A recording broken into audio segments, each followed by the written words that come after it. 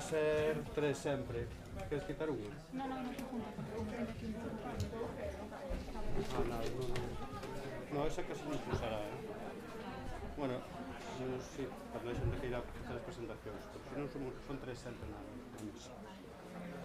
Mira, como para que salga no streaming. procede con máscara, non? Como? Procede con máscara. Como queiras. Sí. En principio, polo menos, sí. Bueno, boas tardes. Moitísimas grazas por vir a esta xornada de Cultura e Sustentabilidade. Moitísimas grazas á Deputación por organizala en Boiro, ademais, que nos parece importante, que non todas sexan nas cidades, eles estuveron de acordo desde o primeiro. Moitísimas grazas ao Concello por acollela. Moitas gracias por pensar en min para comisariar esta xornada. Moitas gracias, Eber Campos. Eu supoño que pensaron en min porque levo como casi 2 anos sendo pesadísimo co tema da sustentabilidade.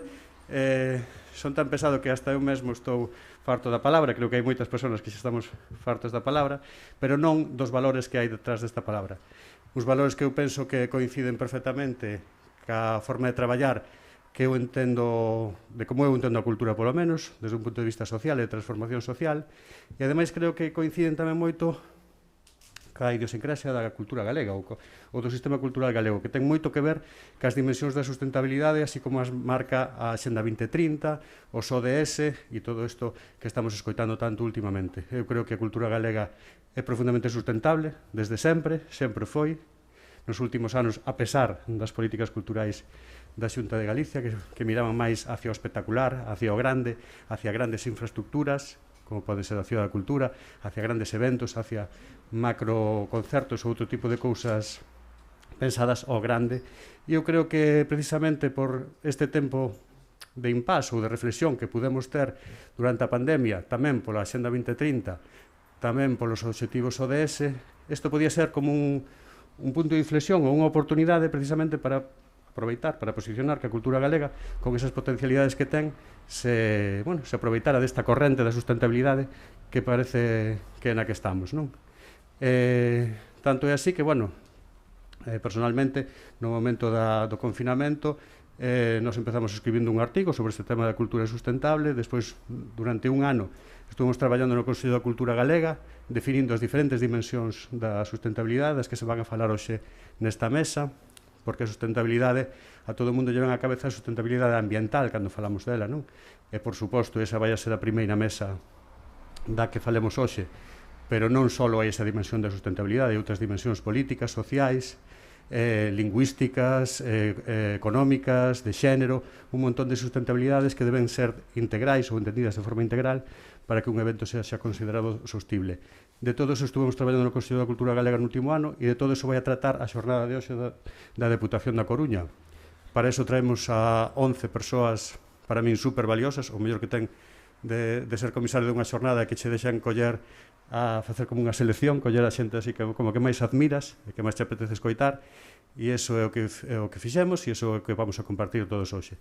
Non só as persoas que están neste lado da mesa, sino tamén as que están nese outro, poderes intervir e entre todos acabar de entender que é a cultura sustentable, entender que non nos engañen con esa palabra porque xa está moi deturpada, xa está moi manida, xa utilizan demasiadas multinacionais como para entender que é unha palabra inocente e ademais intentar sacar algún criterio concreto que lle podamos achegar á Deputación como organizadora de xornada ou incluso a outras administracións, porque a Deputación xa inclúe dentro das súas liñas de subvención criterios de sustentabilidade lingüística, criterios de sustentabilidade económica tamén, criterios de sustentabilidade de xénero, criterios de sustentabilidade en canto a participación e implicación cidadá.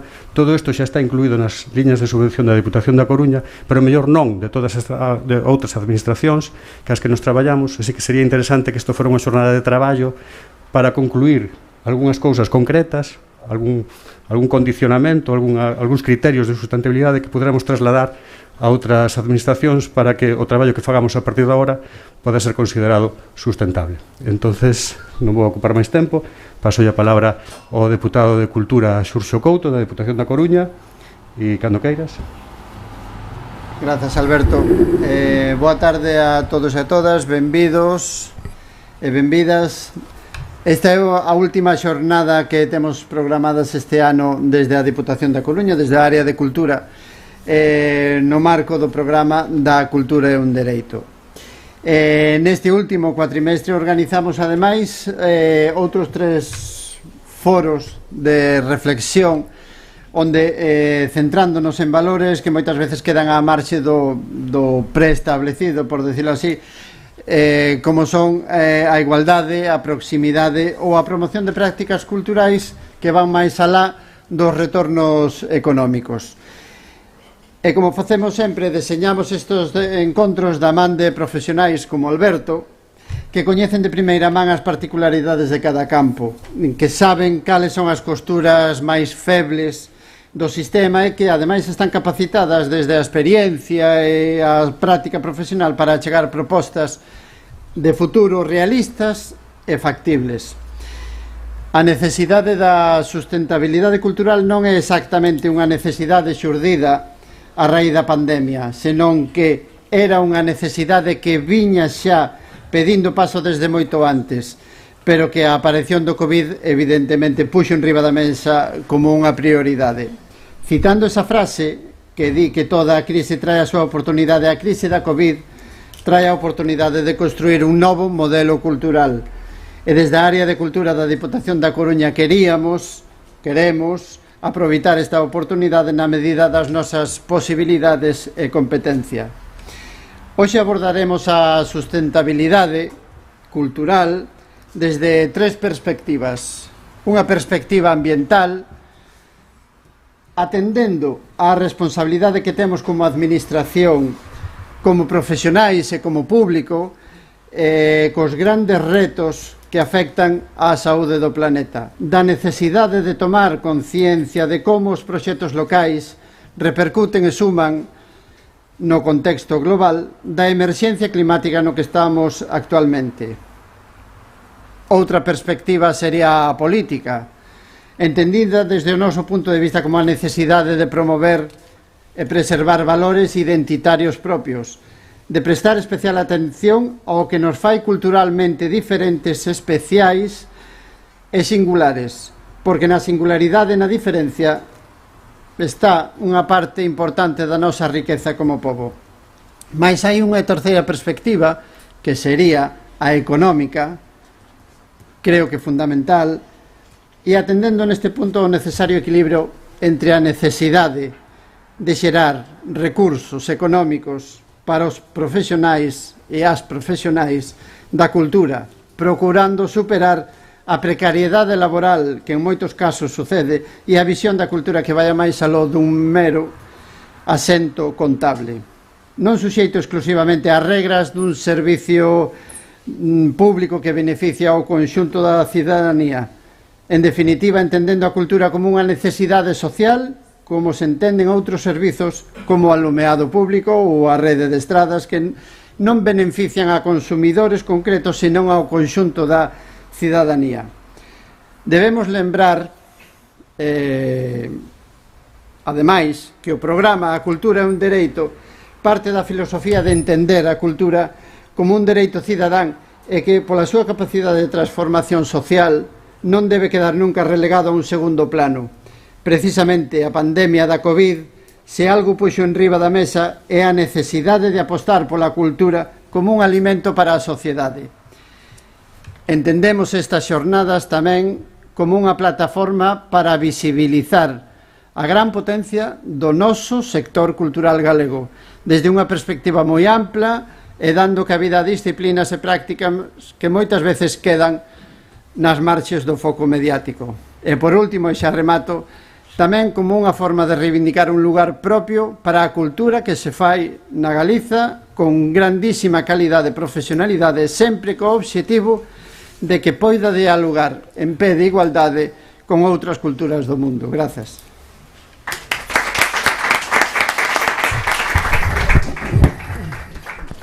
Bueno, boa tarde a todos e a todos. Antes de nada, dar as gracias a Suso Couto, diputado provincial, porque acollera Boiro nesta xornada, porque, bueno, a Diputación sempre que chamamos as súas portas sempre está disposta a vir a vir a Boiro. Tamén darlle as gracias pola súa asistencia a diputada autonómica Mercedes Queixas, que nos acompaña no día de hoxe. E, bueno, estaba falando antes con Mercedes e con Xurxo, pois, bueno, que temos unha bendita desgracia en Boiro, que Boiro ten un dinamismo enorme a nivel cultural e tamén a nivel deportivo, e iso é gracias ao traballo dos técnicos de cultura do Concello de Boiro, pero quero aproveitar para que sigan traballando así, e como non, co seu buque insignia, que é María Utiral, nosa concelleira, que nestes 2 anos e medio leva traballando moito arreo e facendo un bo traballo. Dicirles que sigan así, e isto o demostra, non, con estas xornadas cultural que rezuma todo aquí, todo cultura. E, bueno, si é verdade que o que estaba dicindo antes Alberto e tamén o diputado, pois que a cultura é un dereito, e non só un dereito, é algo necesario que nos identifica como povo. Entonces, bueno, darles as gracias que estedes aquí, todos e todas, e que, bueno, e que estas jornadas sirvan para a prol da cultura, e que a cultura no noso povo e tamén na nosa comunidade siga avanzando como está avanzando. Moitas gracias. Bueno, pois damoslle paso xa a primeira mesa, que é a mesa ambiental ou da cultura sustentable desde o punto de vista ambiental versus greenwashing, que é esa trampa que nos queren facer as grandes multinacionais. Entonces, por favor, que pasen xa. Miguel Rial vai a ser o moderador e el se vos vai a presentar as persoas que participan.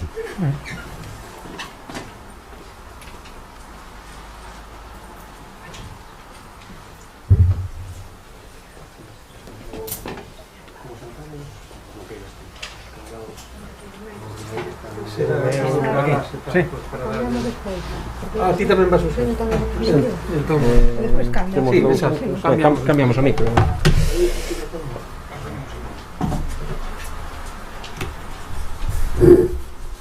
Vamos a poner isto aquí. Ben. Bueno, pues estamos todos compañeros. Ben, pois, boa tarde a todos, a todas, benvidos a esta, chegar un pouco o micro, a esta primeira mesa encadrada nesta xornada de cultura e sustentabilidade, organizada pola Deputación en colaboración co Concello de Boiro, na que imos a falar sobre sustentabilidade ambiental. Podo subir isto un poquinho? Sí, escoitase ben, sí, vale, é que dame a sensación de que non. Ben, pois nada, eu son Miguel Rial, formo parte dun colectivo que se chama Fousos ao Monte, no que levamos 4 anos traballando na rexeración do monte veciñal de Taragoña, fomentando tamén a participación da veciñanza na toma de decisións, na xestión do monte veciñal, non? Entendemos o monte veciñal non como un negocio, senón como un ben común a conservar e a coidar para entregárllelo ás xeracións vindeiras. Vimos de pôr en marcha, por iso, un proxecto que se chama Máis que Leña, co que pretendemos amosar os diferentes aproveitamentos que pode ter o monte veciñal máis alá da produción de madeira de baixa calidade, non? Entón, neste proxecto participan ademais a Comunidade de Montes de Taragoña e o Colexio de Ensino Primario Breasegade, e vimos de pôr en marcha a tal efecto unha área didáctica na que se poden visitar distintas zonas que amosan os diferentes usos que pode ter o monte, como poden ser a gandeiría, a produción de castañas e cogumelos, a apicultura, a extracción de resina ou a extracción de cortiza.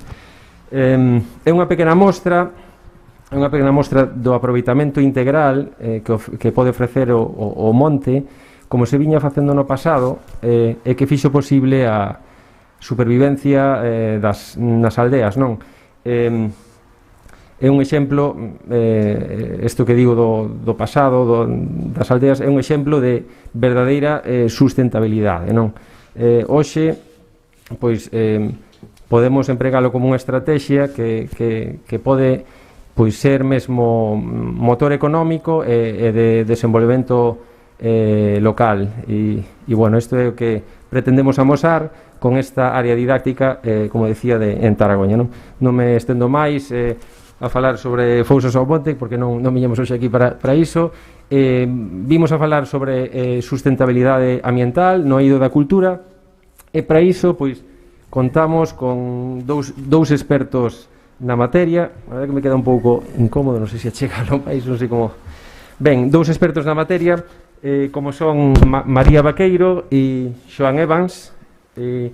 María Vaqueiro é consultora no ámbito da sustentabilidade nos sectores industrial e cultural, responsable de sustentabilidade de varios festivais en Galicia, promotora e coordinadora do Pacto Cultura Sustentable, que é a Alianza Galega para traballar de forma conxunta e coordinada na incorporación do enfoque da sustentabilidade na cultura, alinando prácticas culturais e a Axenda 2030. Por outra banda, Xoán Evans pois é director da Fundación Monte Escola, sediada na área conservada pola comunidade de Froxán, en Lousame, é doutor en Ciencias Sociais pola Universidade Abo Academy, na Finlandia, onde é docente no mestrado de Investigación pola Paz, a Mediación e Conflictos. Dende 2018 coordina, ademais, as brigadas deseucalitizadoras, iniciativa de voluntariado ambiental de Verde Gaia. Ben, paso a explicar brevemente, benvidos os dous, benvidos Xoán, benvida María. Paso a explicar brevemente cal vai ser a dinámica desta mesa. Nunha primeira quenda, os dous convidados pois, falarán sobre que entenden eles por sustentabilidade ambiental, dende o seu coñecemento, a experiencia profesional, mismo o seu ideario.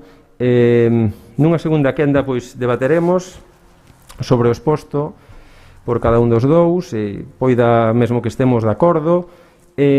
Como apuntaba Alberto antes, tentaremos sacar unha serie de conclusións ou criterios ou mesmo requisitos que puderan ser exixibles a calquer evento cultural para poder ser pois, obxecto de axudas públicas. Calquer acto cultural que teña detrás o respaldo da administración pública pois debería reunir unha serie de requisitos ou criterios, neste caso no eido ambiental, pero ao longo da xornada pois tentarase sacar tamén en cada un dos ámbitos que falaba Alberto que supón a sustentabilidade, non? Finalmente pois daremos paso á participación do público, na que poderedes pois preguntar, expoñer calquera cuestión que queirades tanto a Xoán como a María, non? Ben, pois comezamos xa con María. Entón, pois, vai a pasar a expoñer desde o seu punto de vista como entende a sustentabilidade, con experiencia no mundo da industria, tamén da cultura, organizando distintos festivais, mesmo como Sinsal. María, adiante, o teu tempo. Pois moi boas tardes e moitas grazas en primer lugar por invitarme a estas xornadas tan interesantes e tan necesarias tamén.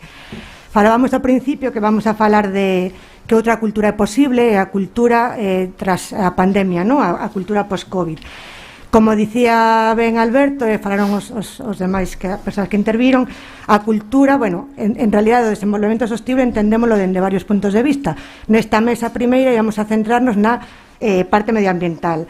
Eu vou a centrarme un pouco na sustentabilidade ambiental nas prácticas dos eventos culturais, en particular dos festivais, vale? Pero quero aproveitar tamén un pouco para poñer en valor algo que seguramente todos aquí xa temos moi claro, pero é o valor da cultura para realmente poder acadar ese cambio que necesitamos, ese desenvolvemento sostible ou sustentable. Ben, en contexto, todos sabemos, estamos nunha situación de emerxencia climática e pandemia global. Cual unha levou a outra, seguramente a emerxencia climática é esa parte tan importante medioambiental que nos asume. Por que chegamos a isto? Porque estamos nunha emerxencia climática a día de hoxe. Vale, se vemos aquí, eu gustame sempre utilizar esta imaxe porque me parece moi representativa. Temos aí tres grupos de círculos, non? Abaixo vemos que as cores van cada unha das áreas de sustentabilidade. O amarelo é o ámbito económico, o malva ou lila o social, a verde a medioambiental e a azul é a cultura. No pasado, vale, desenvolvíamos os nosos modos de vida de tal forma que a economía pouco ou nada había e todo iba en torno ao medioambiente das persoas. Despois apareceron novos modelos económicos de desenvolvemento que o único que prima é consumir, producir e crecer económicamente. E o fixemos de tal maneira que ese crecemento pois foi en detrimento da sociedade e do noso medio. Bien, e agora que temos que facer? Temos que revertir esa situación para chegar ao que realmente o desenvolvemento sustentable, que é ese equilibrio entre todos os ámbitos.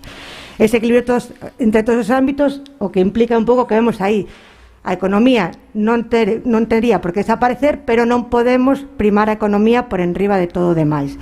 E como facemos? O facemos a través da cultura, que sería ese círculo azul que vemos aí, que en moitos ámbitos é chamado o cuarto pilar da sustentabilidade, pero eu penso que realmente o pilar da sustentabilidade. Se non cambiamos os nosos valores e a forma de...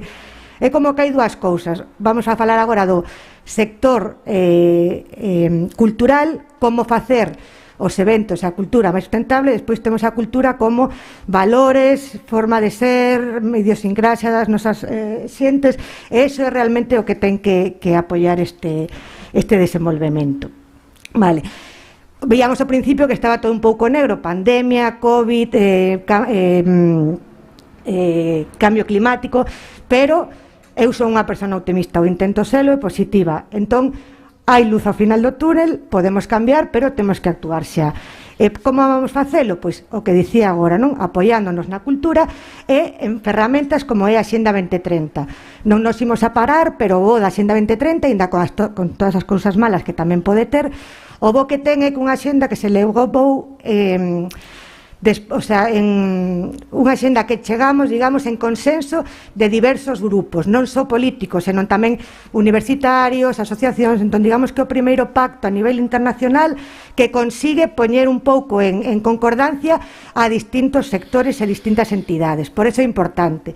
É verdade que tamén é unha xenda moi ampla, non? que abarca todo, pero tamén é verdade que toca obxectivos medioambientais, obxectivos económicos e obxectivos sociais.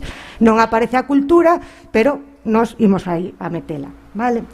Entón, con este marco, digamos, dende os festivais inicialmente de música, despois outros festivais tamén, empezamos a querer facer algo pola nosa banda, querer contribuir a este cambio, a este desenvolvemento sustentable. Despois de varios anos de traballo, chegamos un pouco a isto, non? Que identificamos. O primeiro é que hai un uso indefinido ou indebido da palabra sustentabilidade. É dicir, como é realmente tan complexa e tan amplia, porque a sustentabilidade enmarca todo, cada un aleva o seu campo. Hai quen aleva a parte social, a parte lingüística, a parte cultural, outra xente identifica só coa parte ambiental, outros pois pensa que sustentabilidade é somente desenvolvemento económico. Entón, eu penso que é necesario establecer primeiro esa base ou esa definición para que cando hablamos de sustentabilidade todos entendamos. E que pasa? Pasa por decir isto é sustentable e poñerlle un apelido, é dicir, non vale con decir meu evento é sustentable, non, temos que decir meu evento é sustentable porque fai isto para mellorar. O fío desto, a necesidade de consenso que dicía, non? E a necesidade de priorizar tamén. Cando falamos de plans de sustentabilidade, como son tan amplios, cada un pois pode levar o seu contexto, non? É necesario priorizar tamén. Que é máis importante? Hai moitísimas cousas nas que temos que actuar, pero non podemos ir a todas a vez porque senón non vamos a avanzar. Entón, temos que establecer. E que notamos tamén un pouco aquí no sector? Falta de recursos, tanto de persoas como recursos económicos, falta de información, e aí iremos despois ao famoso greenwashing, non? É necesidade de formación. É importante que os axentes teñan unha visión global, pero despois cada persoa no seu ámbito é a que ten que dar esa especificidade da sustentabilidade. Pois eu, que veño do ámbito da enerxía, pois a parte ambiental coñecía bastante, eu teño bastante coñecemento. Nestes últimos anos aprendín un montón da parte social. E outro día en Culturgal estaba aquí... escoitei a Pronor volvín coa cabeza toleada tamén de como cambian as cousas cando non temos idea ou non as vimos en primeira persoa. E despois o greenwashing, non? Estamos tamén fartos de escoitar de o festival máis sostible, o festival que compensa, que é neutro en carbono, o festival que xestiona todos os residuos. Canto é de certo, eu teño bastantes dúbidas. Se eu fixera Se eu fora un festival neutro en carbono, diría neutro en carbono porque xerei tanto CO2 nisto e compenso nesto, non? Entón é moi fácil utilizar, non, a palabra para o marketing para dicir todas as bondades que normalmente non son verdade, porque cando queres solicitar os datos ou en que se basan esas afirmacións, o único que nos atopamos son as portas pechadas. Entón, a raíz de todo isto, non, deste análise e deste traballo de varios anos, o que decidimos foi tratar de crear ese marco, e o que fixemos foi crear o Pacto da Cultura Sustentable, que é un pacto que nace pois, bueno, dun grupo de festivais de música e cinema cos que, bueno, pois eu estaba traballando, sobre todo para marcar ese marco, non, ese marco único de traballo. Despois, para impulsar a colaboración frente á competición. O greenwashing tamén parece que agora todo o mundo de repente é máis sustentable. Entón digo, se todos somos tan sustentables de repente, é que o estamos facendo genial, porque hemos chegado a esta situación. Entón, hai que ser serios, non? Hai que ser serios. Entón, ademais, isto non é unha competición, aquí non é a ver quen fai mellor as cousas, nin quen é máis sustentable. Ou nos subimos todos ao carro e todos facemos o que nos toca, senón un fai e o resto non fai, mal vamos, non? Despois tamén a necesidade de actuar dende o local. A Axenda 2030 é unha axenda internacional de alcance global, pero non se poden conseguir eses obxectivos se cada un de nós e cada unha de nós non traballamos dende os nosos lugares. E despois tamén, bueno, o fío desta xornada é facilitar a comunicación con as administracións.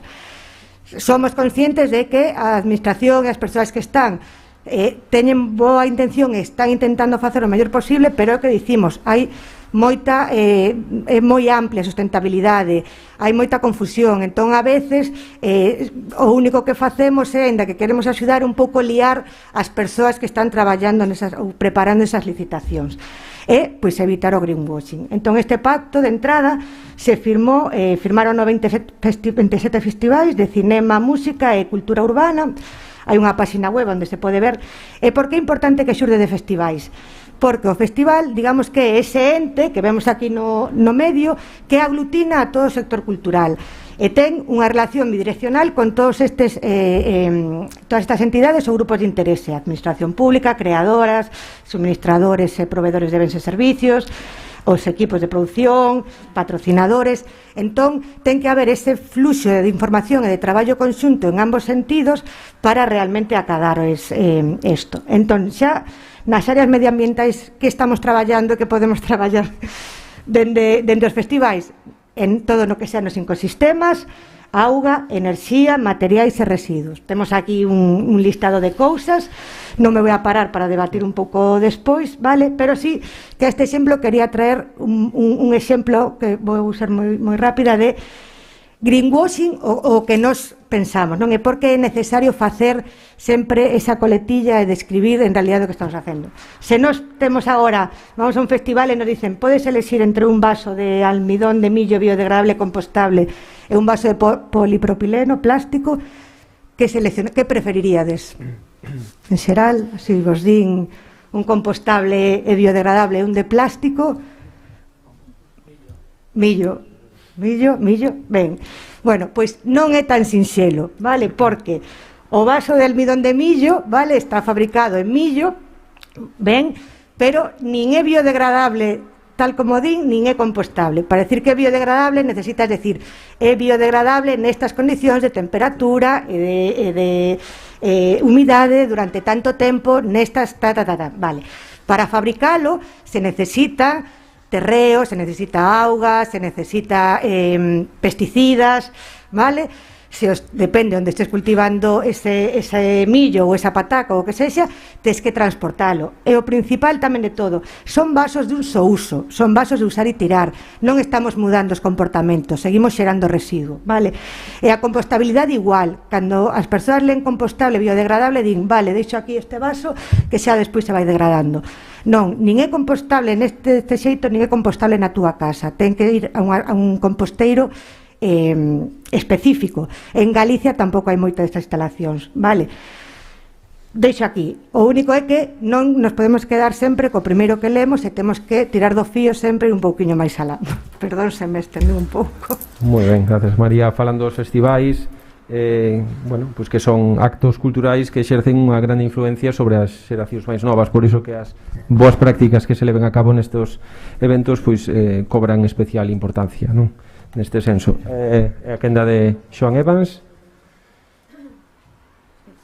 tamén dará a súa visión sobre a sustentabilidade ambiental. Se cadra pois unha visión tamén dende o asociacionismo, dende o máis local. Bueno, tempo para Xoan. Moi ben, nunca me deixaran falar en público sobre greenwashing, así que estou encantado, porque é algo que nos leva preocupando desde fai moito tempo. Preocúpanos especialmente que non se distinga, porque por iso é greenwashing, non? Para que non sexa tan fácil percibilo, non? E un pouco a encomenda era tamén discutir este tema en base a exemplos, a casuísticas daqui. Eu veño de Lousame, de Froxán, ainda que son de Rianxo, fui a Brea Segade tamén, e quería traervos uns casos para que tentarades ver onde é que está o greenwashing, onde é que está cultura sustentable, tal vez se poida chamar, ou tal vez de outra forma. Aquí tedes o primeiro. Sabedes o que é, non? Xente por aquí sabe. É o Museo das Minas de San Fins, é un museo sobre a minería, sobre o patrimonio industrial, ¿no? Que é algo importante, e é un museo que, por exemplo, tamén recibe financiación da Deputación para contratar os técnicos que teñen aberto uns meses ao ano. Isto non vai ser unha crítica á Deputación, hai outro proxecto do que vou falar que tamén recibe financiación da Deputación, mas quero tentar ser aplicado ao desafío que era ver cales son os criterios para entender o que é sustentable, o que é greenwashing ou que non. Está no programa de turismo escolar, e isto é unha foto de crianzas, de nenos e nenas de Noia, cusos pais en bon número pois posiblemente traballen no marisqueo. Isto é cultura, patrimonio ou é greenwashing? 1, 2, 3. Bueno, pensadeo. Isto é a primeira frase é dun anexo ao convenio entre o concesionario dos dereitos mineiros, a Cámara Oficial Mineira e o Concello de Lousame en 2006, onde se explicita o motivo polo cal se decide crear o museo. El objetivo de crear expectativas, inquietud, estaba así entre aspas e ca falta, e estado de opinión favorables á minería. E pois uns anos despois hai un convenio entre a Consellería de Industria e o Concello de Lousame de 2011, onde na exposición dese convenio se fala da labor didáctica desas instalacións para trasladar á sociedade unha imaxe positiva da industria mineira. Esta é a nosa pequena cidade da cultura en Lousame, xa levanse investido máis de 2 millóns de euros desde 2006, e isto volvo a preguntar, é cultura ou é greenwashing? Estades aí dándolle voltas. Ben, fai uns meses a Comisión Europea sacou un documento, fixen onte a traducción así rápida, está en inglés, que se chama Raw Materials Scoreboard, non sei nin sequera como traducir o título, pero é un documento da Comisión que se saca cada poucos anos para ver en que punto está a Unión Europea en termos de accesibilidade a materias primas, a recursos, tanto madeira, plásticos, pero sobre todo tamén no que se chaman as materias primas críticas. E hai un apartado, un capítulo dese documento, podedelo descargar, que se chama aceptación social, non? Da minería. Entón, deixadme lelo se podo, as fallas de presas de residuos mineiros, a polución crónica e os accidentes fatais son factores de opinión abruptos que dificultan esta aceptabilidade social da minería. A mudanza desde a oposición pública á tolerancia pasiva ou ao apoio activo requer un grande esforzo persistente.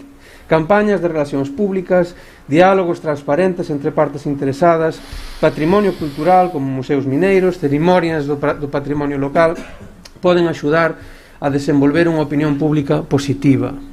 Ben, isto é unha preocupación enorme da Unión Europea nos últimos anos. Fai un ano, setembro de 2020, saiu un documento da Comisión, unha comunicación sobre o problema do acceso, da accesibilidade a materias primas, a minerais.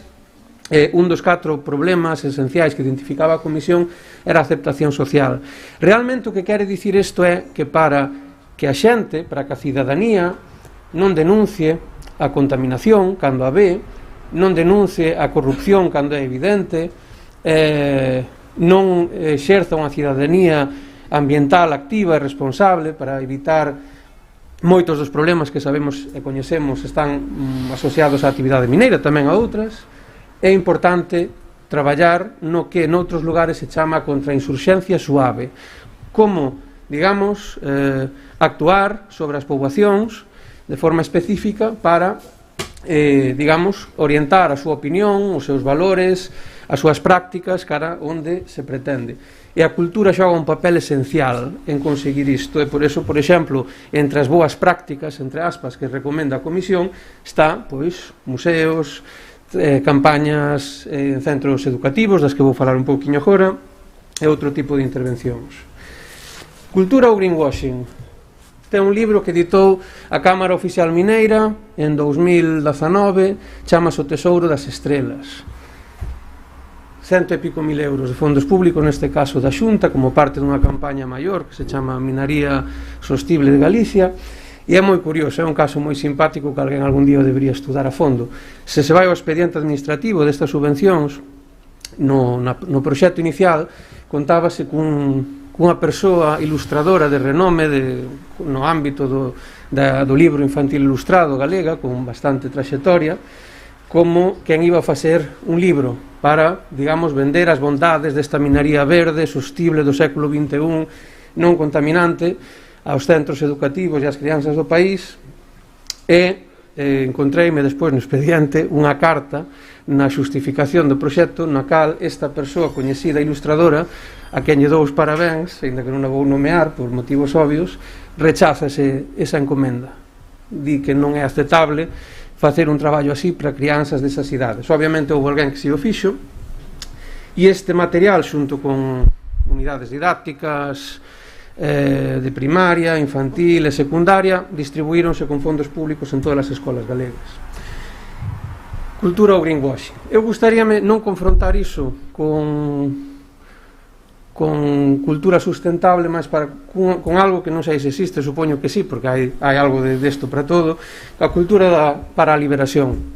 Igual que se falaba da teoloxía para a liberación, a pedagogía da liberación, a ciencia para a liberación, para axudar, digamos, aos problemas ambientais, e axudar, digamos, nesas desigualdades de poder, cando ás veces nos enfrentamos a grandes empresas, a gobernos con todos os seus aparatos e tentáculos e intereses que nos queren meter proxectos que sabemos que son destructivos, que comprometen, por exemplo, no caso das minas de Sanfins, case 2.000 postos de traballo de xente que sustentablemente traballa no marisqueo nesa ría, e que precisamente esta semana hai un proxecto de autorización de vertidos para verter case 1 millón de metros cúbicos de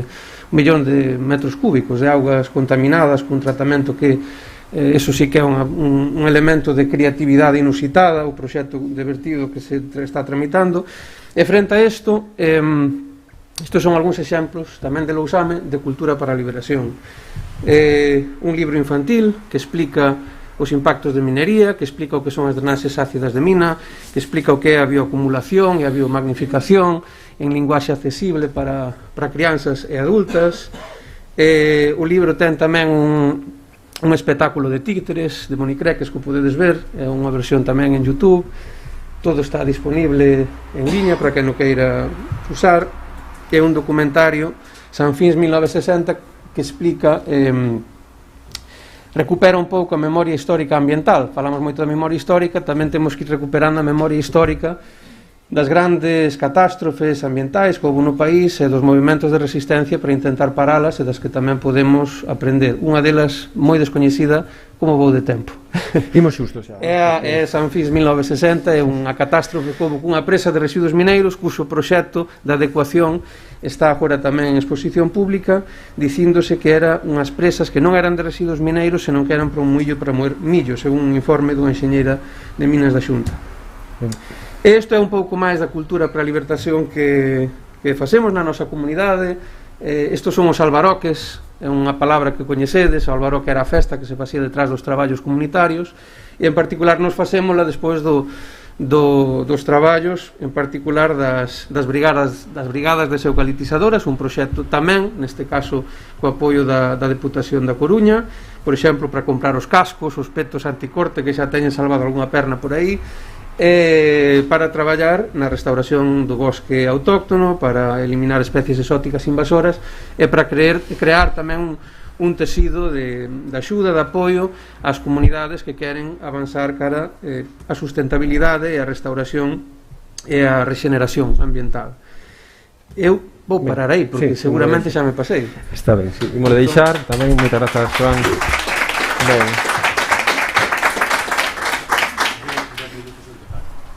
Sí, como? Perdón? O que nos queda? Ben, vale, pois imos logo imos así, quédanos un pouco máis. Eu estou vendo o tempo e quédanos hasta 10, dixemos. Ben, vale, ben. Pois entón imos a extraer esos imos tentar extraer esos criterios, esos o que levamos falado un e outro, esos criterios a poder ter en conta ou exixirlle a calquer evento cultural para poder ser máis sustentable dentro do punto de vista ambiental e poder ser apoiado incluso por unha administración con algunha subvención. Non sei que se nos ocurre nese sentido. Bueno, un pouco... Sí, paso yo. Eu un pouco o que dicía antes, son tantos se falamos na parte solo medioambiental, non na que eu falaba nos eventos, hai tantos aspectos que tratar que é importante definir ben esos aspectos e despois priorizar. Hai que ir empezando por uns e despois ir seguindo, non? Por exemplo, tamén apoiándonos un pouco nas políticas que hai. Pois agora estamos falando a nivel Europa de pegada de carbono, de que, bueno, temos que ser neutros en carbono no 2050, que temos unha política de economía circular para minimizar residuos, eliminar plásticos. Bueno, pois o mellor teríamos que empezar por aí, como se xa hai algunha cousa que temos obxectivos específicos, pois vamos a marcar uns obxectivos. Pero claro, despois é importante para cadar eses obxectivos poder medir. Se non hai ferramentas para medir, entón aí entran moitos factores en xogo, non? Por exemplo, pois eu nun festival podes medir o consumo de gasoil ou medir o consumo eléctrico nos grupos electróxenos. Pois curiosamente ningún grupo suele tener un aparato de medida, ou os que te alugan o equipo non che din exactamente canto consumiches. E despois, pois cando é nun espacio público, bueno, espacio público non, nun edificio, digamos, que, por exemplo, pois moitos festivais de cine ou algúns concertos tamén que se fan en edificios que dependen de administracións principalmente, pois moitas veces conseguir eses datos de consumos de enerxía tamén é moi complicado, non? Entón, hai que, eu penso que priorizar unha, dous ou tres cousas, ir pouco a pouco. Hai moitos ámbitos nos que xa está traballando e que cousas que son máis fáciles medir, pero no ámbito ambiental eu penso que hai que definir 2 ou 3 obxectivos que realmente se poida medir e identificar quen os ten que medir, quen ten que dar o dato. O que dicía, non é só que os festivais queran ser sustentables. Para que eles podan ser sustentables teñen que ter o dato que yo ten que dar outra persoa, e despois con ese dato poderemos establecer medidas de mellora. Ben, a ver, eu, por exemplo, había unha liña de axudas, non? Aquí da Deputación, que é para apoiar técnicos de museos e centros de interpretación nos concellos. Se non somos capaces de entender ou de identificar, de distinguir o que é greenwashing, é moi difícil poder condicionalo.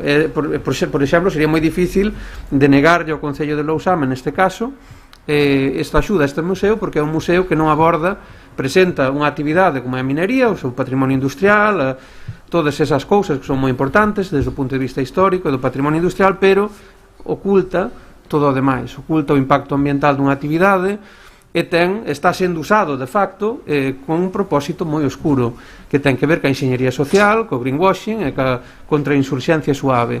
Como se matiza isto, como se modulan ese tipo de liñas para que isto non sexa posible, ou como é posible que non volva a pasar que a Xunta financie con centros de miles de euros campañas para crear materiais educativos para escolas, para crianzas de infantil a secundaria, onde se presenta unha imaxe totalmente sesgada do que é a minería.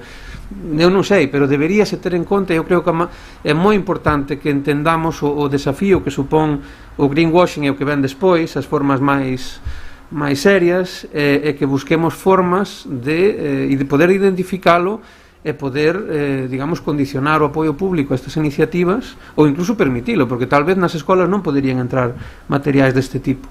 Entón, iso é algo que sería bon que tamén reflectíramos e buscáramos formas de intentar actuar aí.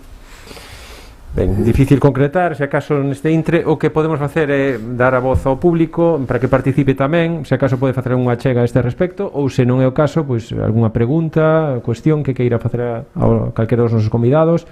Temos un micro, podedes levantar a man, non sei, presentadesvos e expoñedes a vosa cuestión. Ben, temos tempo, un tempiño, non, Alberto? Sí. Non moito. Eu queria preguntar desde 27 festivais que digas nomes para que... Vale. Os 27 festivais... Sí, perdón, María. Que digas algún nome para que lles poñamos cara. Vale, pois de festivais empezou, a ver, de música están o Sinsal, o Sonrías Baixas de Bueu, o Revenidas de Vilaxoán, o Guos de Santiago, o Vive Nigrán, o Anderfest que está en Vigo, o 17 grados Ribeira Sacra, despois firmou tamén o Marisquiño, e despois de cinema están Playdoc, están, bueno, firmaron todos os que están na plataforma de Proxecta, o Festival RIR, o Festival S8 de Coruña, o Festival Inclusivo de Vigo, o Festival Mares do Mundo, Mares do Fin do Mundo, non estou dicendo todos, Carballo Interplay, bueno, así hasta 27, pero bueno, sí. Esos son os que están neste momento, e bueno, que son de música e de cinema, e despois está tamén o Marisquiño, pero que non é ni de música e de cinema, é un pacto de festivais culturais, así que está aberto a calquera festival que se quera suscribir ao pacto.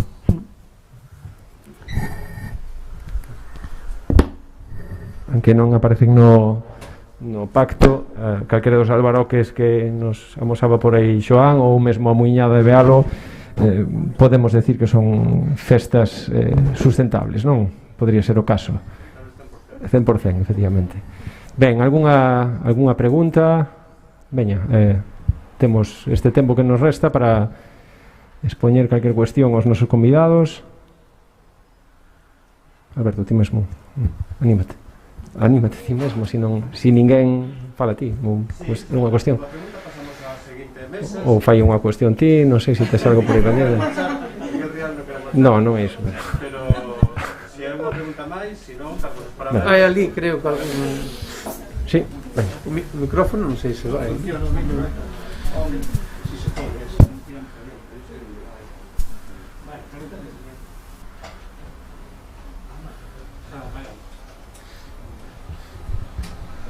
María José.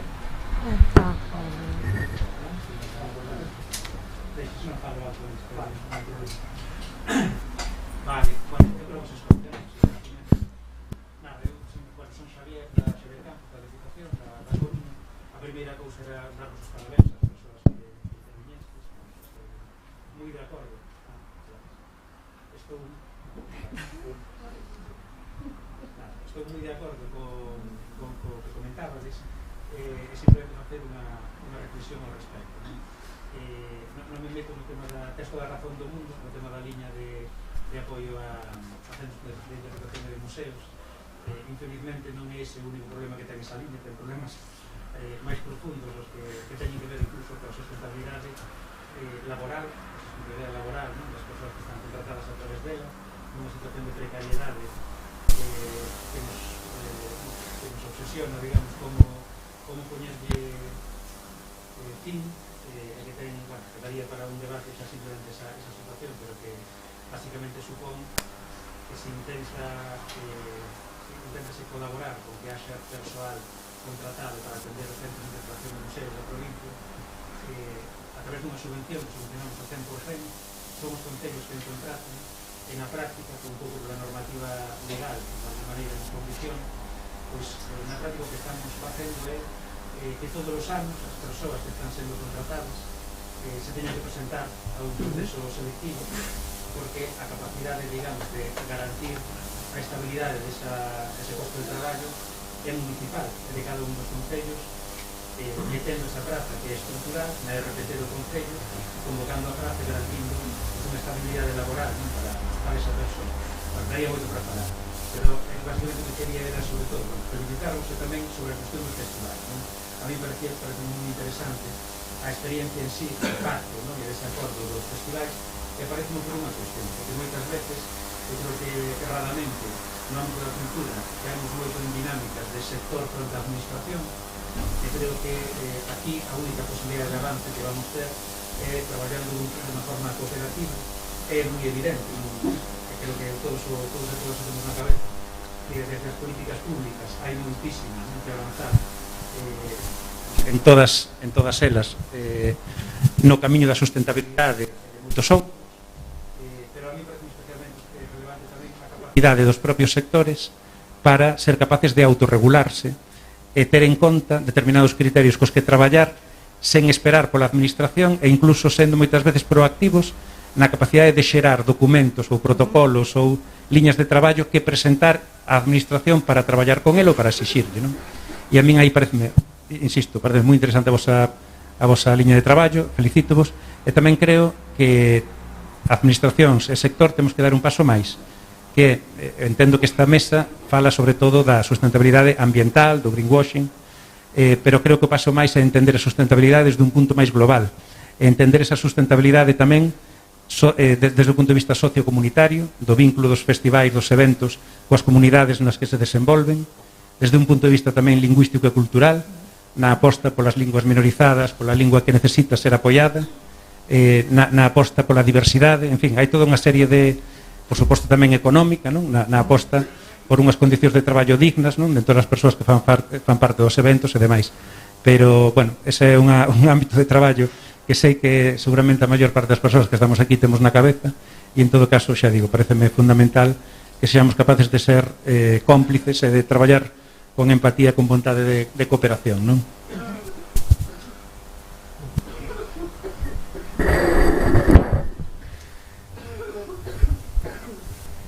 Sí. Si vos parece, para falar desta, que acaba de decir Xavier, da sostenibilidade entendida no sentido máis amplo, pasamos á seguinte mesa. Perfecto. Vai ser unha presentación de Fran Quiroga, que é un auténtico referente no tema da sustentabilidade, que vai a presentar o que ele estudou para o Consello da Cultura Galega para facer un informe de proxectos sustentables. Vamos a ver casos prácticos e experiencias que se poden considerar como cultura sustentable nese sentido integral do que falaba Xavier Campos agora. E ademais temos dous exemplos aquí en persoa ou presenciais, que son o Laboratorio Ecosocial de Barbanza e que son tamén o Festival Agroqueer. Entón, se pasades os tres, por favor. Muchísimas gracias, un aplauso para...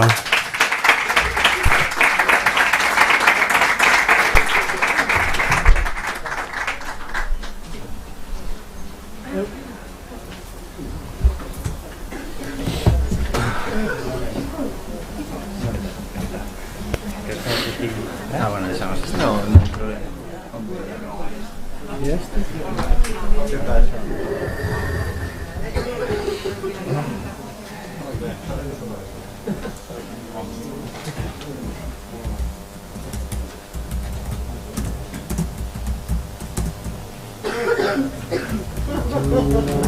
Puedes decirlo por aquí.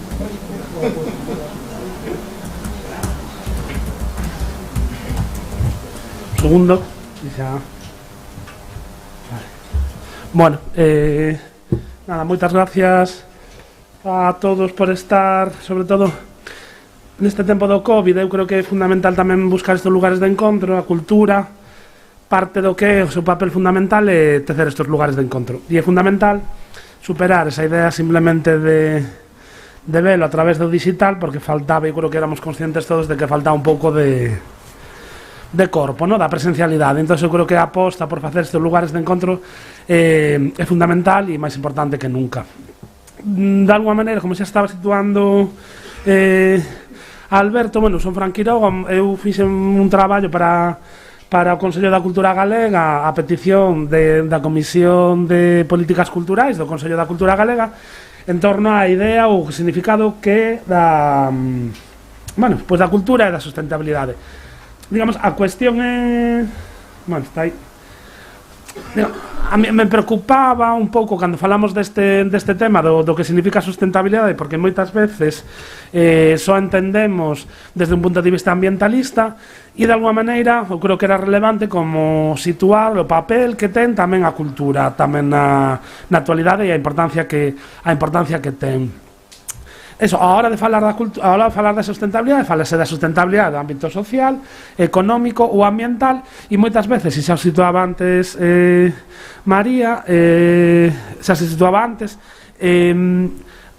como a cultura é ese cuarto piar, non? Ou ese piar perdido que tamén lle falan, e a importancia que ten a cultura en tanto non só como unha industria, que eu creo que tamén foi un dos grandes, bueno, pues seguramente un dos erros teóricos que se estivo dando nos últimos 20 anos, de situar a cultura solo como unha industria creativa e cultural, porque de aí, de alguma maneira, creo que temos as de perder, porque non fabricamos coches, non xeramos como moito unha industria, pois o mellor o que pode haber será como moito de videoxogos ou o mellor do cinema, o resto somos pequenos traballadores e seguramente un sector moi atomizado e mayoritariamente autónomos, ¿no? E además non esquecer, entender que só a cultura é o produto que se consume, sino como a cultura é moito máis, e boa prova é o vizoso que é este país, non? E andao falábamos antes tamén na comida, de expresións culturais, ben sexa, por exemplo, a través do folclore ou da propia lingua, non? Ou das manifestacións, da habitabilidade do territorio e todos os coñecementos que hai, que logo ainda falaremos tamén con Manuel do Laboratorio Ecosocial, de manexos tamén, no? De todo o que hai de manexos da terra, no? E todos os saberes que hai en torno aí, no? Entón, reivindicar a importancia que ten a cultura nese sentido de tamén de cambiar imaginarios. Nos enfrentamos ante esta cuestión da crise climática, que a todos nos obliga, no? De alguma maneira, a tamén dar unha resposta por si queremos soster o mundo, daí ven a idea de sustentabilidade, que pode facer a cultura para soster este mundo, e parte do papel creo, seguramente é compartido, a cambiar ese cambio de imaginarios, non? Nós de alguma maneira vamos a ter, ou xa estamos facendo, xa se están facendo en moitos procesos e moitos espacios, e cambiar estos imaginarios, como pode ser a idea do progreso ou a idea do éxito, non? Esa idea de progreso e de acumular e de consumir, e como de alguma maneira temos que revertir todos esos imaginarios, como van na idea do monumental, etcétera, non? Eu creo que ese traballo é fundamental da cultura e é onde nós podemos operar, porque non vamos a ser, nós non somos enxeñeiros os que traballamos no ámbito da cultura, e seguramente non demos esa solución de calcular a pegada ecolóxica, dai a clave que tamén nos alineamos, no? Ou traballamos con outros profesionais, mas nós tamén temos que ter aí temos o noso papel, no? Entonces, como vos decía neste informe, nós o que fixemos foi facer tamén un análise de diferentes proxectos a nivel galego que estaban traballando en torno a estos eixos, a diferentes ítems do que entendíamos como sustentabilidade, e non tanto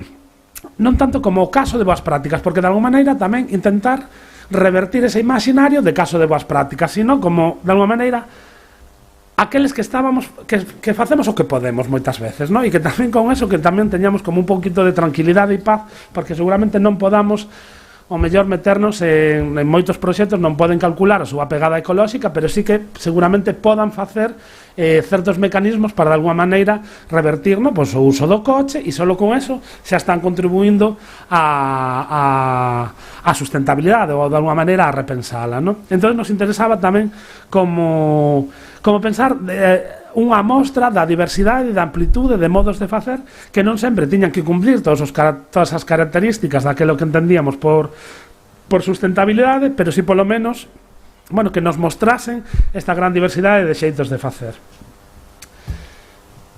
O documento está no propio Consello da Cultura, entón tamén o podes descargar aí. Ten tamén o final, digo tamén para que nos dé logo un pouco tamén nos dé tempo tamén para o debate. Ao final do propio documento, bueno, logo vemos, ten unha especie de semáforo no que cada un de nós pode, a través dunha serie de preguntas, ver ata que punto está sendo uno sustentable e como a través desa pregunta e logo a través das accións digamos, desde esa toma de conciencia sobre esa resposta te pode axudar a mellorar a sustentabilidade, non? Pero bueno, os 14 puntos que entendíamos, non, que son os definitorios desa relación entre cultura e sustentabilidade, unha é clave, que é a boa gobernanza e participación cidadá. Digamos, ese elemento sempre ten que ser fundamental para que se dé esa relación de cultura e sustentabilidade.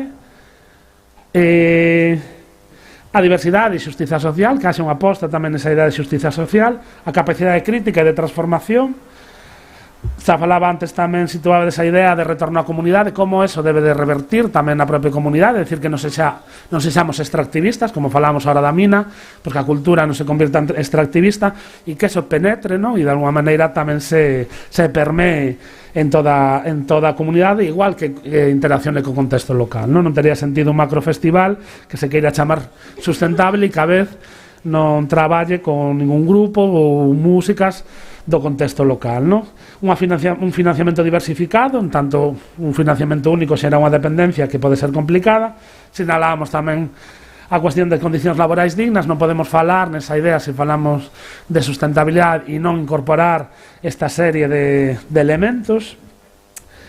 A fomento de redes de colaboración, seguramente máis nun contexto como nos, ou coa nosa dispersión, é máis necesario que nunca, no, a traballar desde as redes.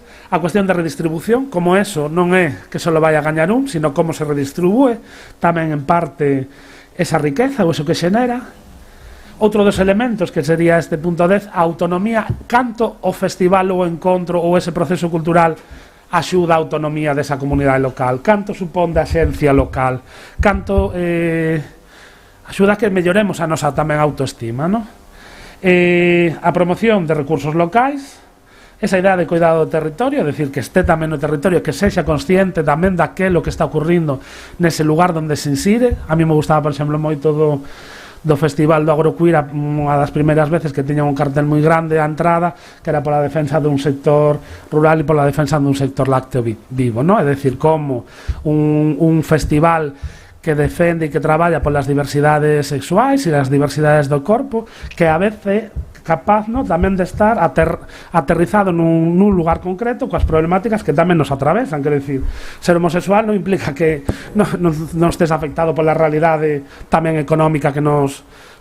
comprime seguramente máis as persoas, no, que teñan diversidades sexuais ou, no? E logo a vez tamén, no, esta idea de fomento de usos enerxías alternativas, que este sempre un pouco máis complexa, e esa baixa pegada ecolóxica, no?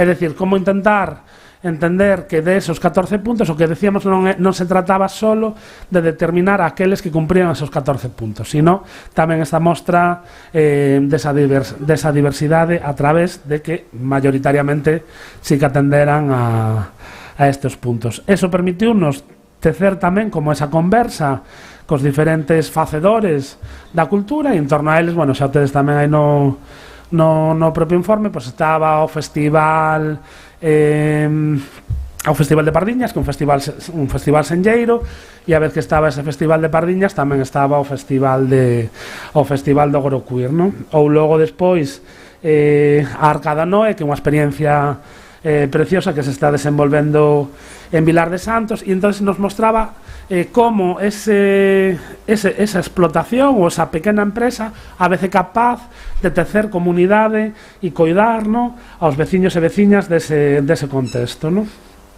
É dicir, aquí o que nos permite non só que teníamos que facer, só que é como complicado, porque para eso necesitamos moitas veces tempo e recursos, e non temos, é pensar os impactos que nos xeneramos, non? Porque, claro, se falamos de industrias creativas e culturais, claro, os impactos se miden simplemente en ingresos que se xenera, cantos postos de traballo se fixo, pero se fixéramos un análise dos impactos, falan dos impactos longitudinais, é dicir, dos impactos que van alén dese impacto directo.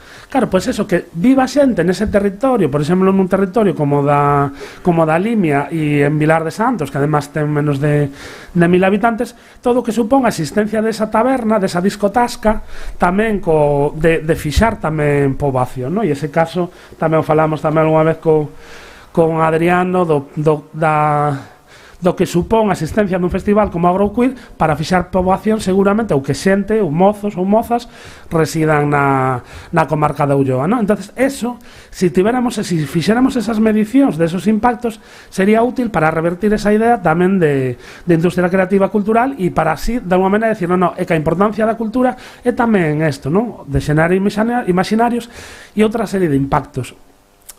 E logo, xa, non sei como vamos, pero bueno, as brigadas, fago así rápido as brigadas deseucalitizadoras, que xa estivo Xoán, no, comentándonos. A Canle Ribeira Sacra, estes nacen coa televisión, a Tele20 chantada, das primeiras televisións locais e autónomas. É moi interesante, no? Porque frente a esta idea moitas veces poñemos a ollada na cidade e no urbano, no? E esquecemos que hai exemplos como Tele20 chantada, que foi das primeiras televisións, no? Autónomas. O Festival de Agroqueer da Ulloa, por exemplo, que xa logo despois nos comenta tamén, xa falamos con Adrián. A ver, simplemente, bueno, Festival de Cans, de sobra tamén coñecido, no? Seu impacto que tece tamén na comunidade. O de Pardiñas, como xa falamos. Nada, era para situarvos a Rede Aldear. Esta foi o que decíamos da Rede Aldear, e tamén interesante porque esta era unha rede de proxectos culturais na provincia de Ourense e de Lugo, digamos do interior, que entenden que mayoritariamente a cultura se dá nese eixo atlántico e obviamos toda esta parte. Logo estaba tamén a Rede Galega de Sementes, é moi interesante a Rede Galega de Sementes polos intercambios tamén que fan de sementes a través de nodos distribuídos, non que se encargue solo un centro de facer ese acopio das variedades tradicionais de sementes, sino como era toda a vida, que eran tres veciños e veciñas que se iban intercambiando sementes e entre eles as guardaban e somos custodias desa variedade rica de patrimonio. E logo tamén a rede Galega polo Patrimonio, que é unha rede brutal de asociacións culturais que traballan pola defensa do patrimonio, non? Entón, bueno, quero dicir, aquí isto nos permite a necesidade de traballar e de pensar na idea de redes, do fundamental que é articularse en redes, como por exemplo o Pacto pola Cultura, e como vos decía, ao final de todo, bueno, non sei que lle pasou a isto, pero veñen unha serie de recomendacións tamén as políticas, digamos, os facedores das políticas culturais, para que de alguma maneira tamén tomen en consideración de cara a facer que tamén o sector cultural e a cultura sexa tamén moito máis madura, non? Falamos moitas veces, hai un problema da propia sustentabilidade de moitos proxectos culturais, porque o estar baseado só na militancia, hai tamén moitas veces ciclos, non? Que, tamén forma parte, non? Que ao mellor os 3 anos solo basados nesa militancia desaparecen porque non hai todo un ecosistema maduro que sexa capaz de atender, no, a esta diversidade de formas de facer. Entonces, bueno, si que vos parece tamén, a idea era tedes a publicación da web do Consello de Cultura e Sustentabilidade, e tamén queríamos que nos acompañara nesta conversa, que a conversa tamén unha forma de aprendizaxe sempre necesaria. Pois temos aquí, se vos parece, empezamos con Manuel, que tamén aquí eles traballan na Fundación Ría. A Fundación Ría está situada en Ribeira, pero en Corrubedo. E Manuel é arquitecto, é o coordinador da Fundación, e a Fundación Ría ten un proxecto no que eu tamén estive aí tamén colaborando, que é o Laboratorio Ecosocial do Barbanza, que de feito Fousa Somonte tamén foi, no, beneficiario das sementes, que ahora nos contan a importancia que ten pensar na cultura de manexos que hai do territorio e canto de aprendizaxes pode haber aí de cara a pensar tamén esta idea de futuro para facer un territorio moito máis sustentable, non? Vou para aí, para o ordenador ordenador e poder pasar.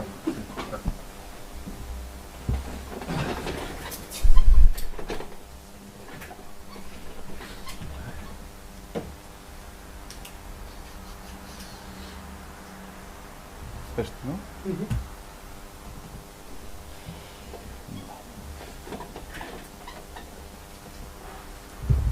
Bueno, pois nada, moitas gracias pola invitación e por permitirnos expoñer este proxecto aquí diante de todos vos. Gracias a Fran pola introducción.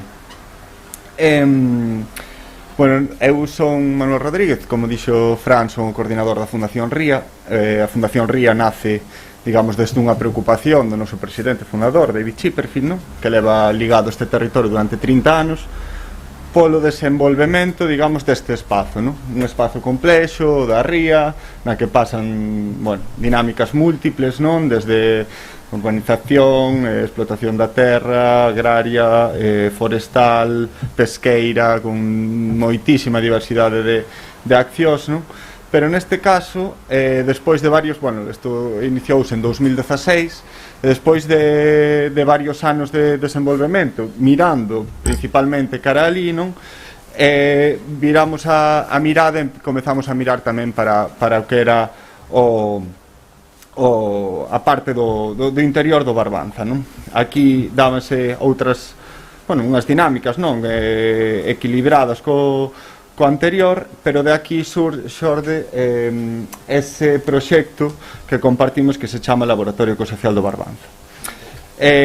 O Laboratorio Ecosocial do Barbanza principalmente xa unha das cousas que é característica, eu creo que tamén pola que xera certo interés en diversos sectores ou diversos axentes da nosa sociedade, nesta alianza de entidades. Por un lado, a Fundación Banco Santander, que xa ten unha historia larga no tema de conservación ambiental, pero que quizáis ten unha concepción, o típico proxecto da Fundación Banco Santander é protexer retirando a xente do territorio, digamos, podemos protexer se non hai xente afectando o territorio, pero ao mesmo tempo unha alianza con Mistagra da Universidade de Santiago que pensa completamente o contrario. O territorio como Europa, que é totalmente transformado, en especial Galicia, que cada metro cadrado de territorio foi transformado para a agricultura, para o forestal, etc., é necesaria a xente para o seu propio cuidado. Senón, a retirada da xente produce un caos, produce desordes e acaba en temas como os incendios. E despois, certas alianzas como poden ser nos mesmos a Fundación Ría, que exerce de coordinadora do proxecto desde unha perspectiva máis da comunicación e da ordenación do territorio, ou a Cátedra Juana de Vega, que trata de impulsar o desenvolvemento territorial sostible. O que atopamos aquí, digamos, que son unha temática xeral, eu creo que tamén na que se relaciona con esta xornada, que é a desconexión que houve nos últimos, podemos decir, 50 anos da xente co territorio.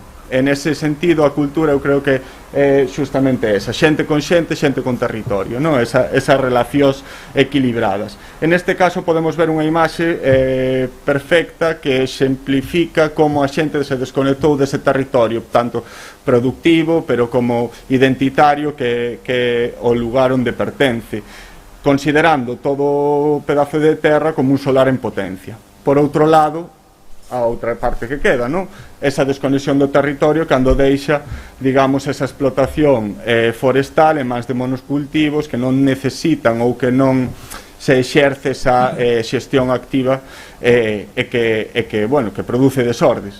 Pero entón volvemos ao que aquí había, que é a base do laboratorio ecosocial. Que nos pode ensinar a historia en Galicia e as formas de manexo, as comunidades locais, de como funcionaba aquel territorio e canta daquela cultura e saberes locais exemplifican a sostibilidade que hoxe tratamos de alcanzar. E digamos que estes sistemas, no que a parroquia e a aldea ten un papel de organizador do territorio, da vida social e da xestión do territorio, é algo que nos pode ensinar moito das claves que hoxe podemos seguir. Vivimos nun lugar no que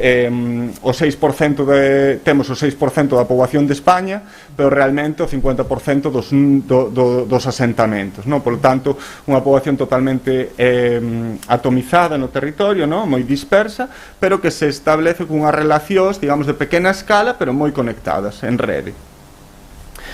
Por outro lado, esa desconexión do territorio provoca desequilibrios o caos, non? Como lle chama Lourenço Fernández Prieto a esta xestión, que termina en situacións dramáticas como son os incendios a través pois desa desaparición das actividades que conectan a xente co territorio. Por lo tanto, digamos que plantexamos un proxecto que se plantexa dous obxectivos. Un, aprender do pasado das comunidades locais, é dicir, poñer en valor todos esos saberes locais, esa cultura endóxena no territorio, para poder planificar e promover un futuro máis sostible. E desde asumir que non é replicar aquela situación, senón, digamos, extraer ou sintetizar aqueles principios que hoxe nos permiten poder relacionarnos con o territorio dunha maneira máis sostible. O catedrático de Historia Contemporánea Juan Pan Montojo define desta maneira, que incluímos tamén no noso proxecto, que se trata de conocer as formas de producir e consumir locales desaparecidas para aprovechar un inmenso caudal de soluciones productivas adaptadas al medio, de dimensiones más manejables en su integridad por grupos pequeños, con gastos de energía mucho más aceptables y con una generación de desechos y residuos más limitada, mediante un reciclaje y sobre todo una reutilización sistemáticos. Digamos que creo que este tipo de principios son os que compartimos moitas destas iniciativas, non? O proxecto, digamos, esta fase que foi o ano 2020-2021, dividiuse nestas dúas fases. A primeira, unha investigación tratando de achegarse ás comunidades locais, tratar de entender ou recoller esos saberes existentes no territorio e entender as transformacións que se produciron nas últimas décadas, non? Para unha segunda fase, aplicar ese coñecemento a través de accións, é dicir, recollendo ou extraendo, sintetizando aqueles principios de sustentabilidade, tratar de apoiar iniciativas xa presentes no territorio ou que se quixeran establecer no territorio que seguiran eses principios. Polo tanto, a nosa primeira fase desenvolvémola en tres lugares, tres localizacións do Barbanza. Un é o Monte de Froxán, que aquí estaba Xoán para explicalo, que eran moi diferenciados, casos moi diferenciados, un de humidais cerca na beira do río Ulla, outro de monte interior e outro Baroña, que estaba un pouco a camiño do mar e da terra, non? Pero fixémolo a través dunha metodoloxía que trataba de recoller aquela memoria viva do lugar. Polo tanto, a través das entrevistas con obxectivo aquelas persoas maiores de 70 anos, aquelas persoas que puideron vivir de alguna maneira aquel modelo previo aos anos 40, aos anos 50, que nos puideran relatar cal eran os aproveitamentos que vinculaban sobre todo a xente coa xente e a xente co territorio, non? E de aí aprender que procesos e dinámicas podíamos adaptar ao día de hoxe. Todo ese saber contrastámolo, non? A través pois, de consultas de arquivos, que moitas veces a través de pleitos e conflictos non existentes relataban perfectamente que se facía, que usos había, como se relacionaban, que turnos de rega había, porque había o conflito, etc. Pero digamos que aí se relataban moitos deses saberes que xa nos tiñan dito a través das entrevistas.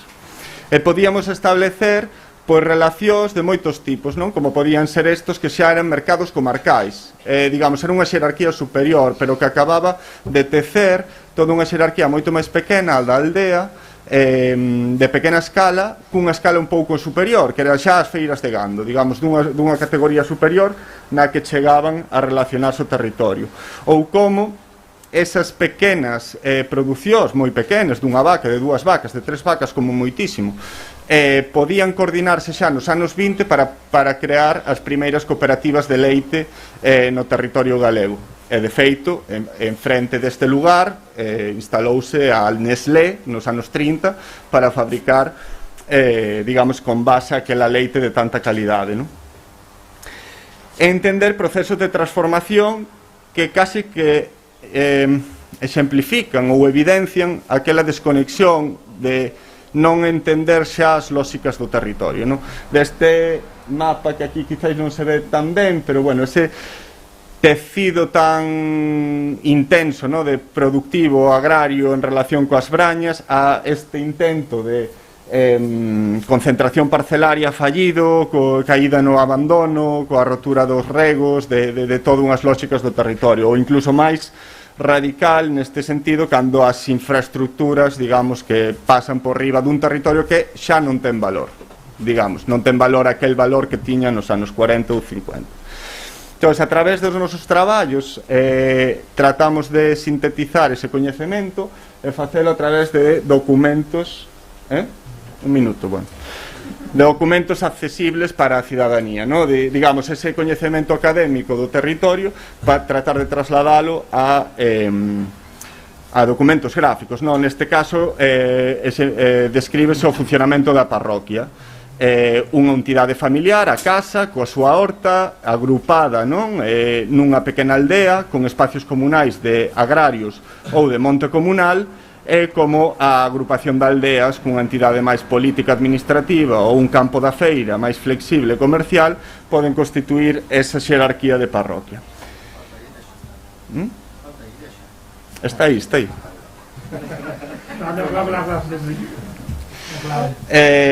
Sí, entidade política administrativa religiosa.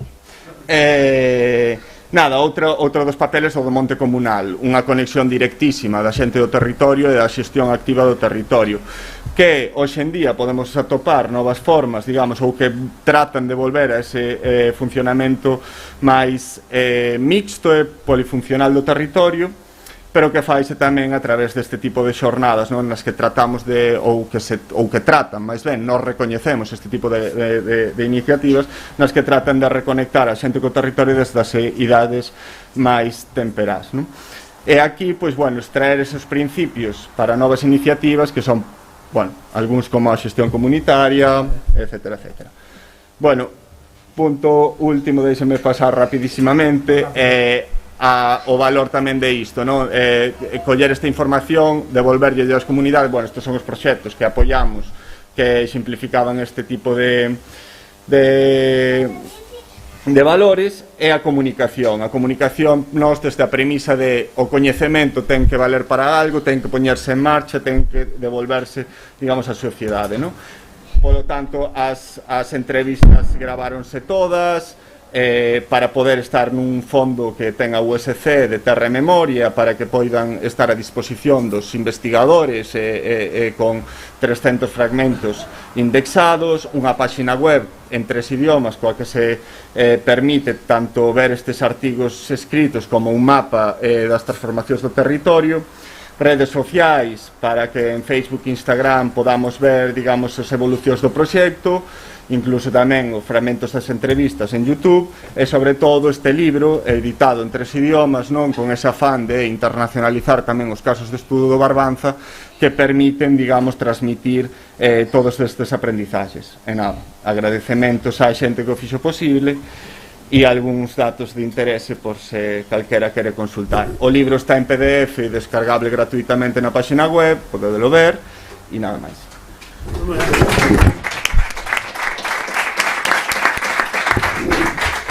Gracias, Manuel, e disculpade tamén, no, ás veces falamos tamén desde o ámbito así máis da sustentabilidade, do crecemento, dos tempos, no, e como reivindicar outros tempos e logo vamos a fuma de carazo, no, e como, no, veña, entón vivimos neste mundo, no, entre ese desfase entre teoría e acción, no, que temos que intentar é que minimizarlo, no, pero os tempos son os que son. Entonces, hai un elemento tamén moi interesante, xa vamos con Adrián, que vamos xustos tamén, no, pero digamos dos montes veciñais e da pouca capacidade a veces que temos de valorar tamén o noso, no.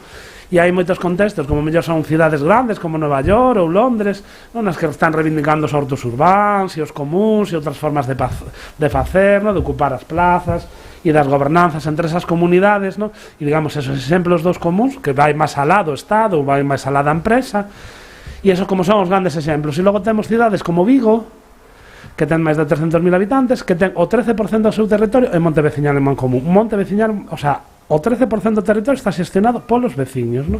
Claro, é unha maravilla, no? E poucas veces, no, somos conscientes da capacidade e do que hai no noso país, no? Entonces, bueno, entre as cousas bonitas que ten o noso país, aparte da Fundación Ría e dos montes veciñais, tamén está Adri e logo despois o festival que teñen que que Gorocuir, que para que non o coñezan, festival que está aí ubicado en Monterroso, que, vamos, podes vir, pero non llegades a moita xente, porque son logo eso se enche, e entón a ver que facemos, porque logo despois non o poden facer, porque está aí moita xente, entonces isto que quede entre nós. Entonces nada, moitas gracias.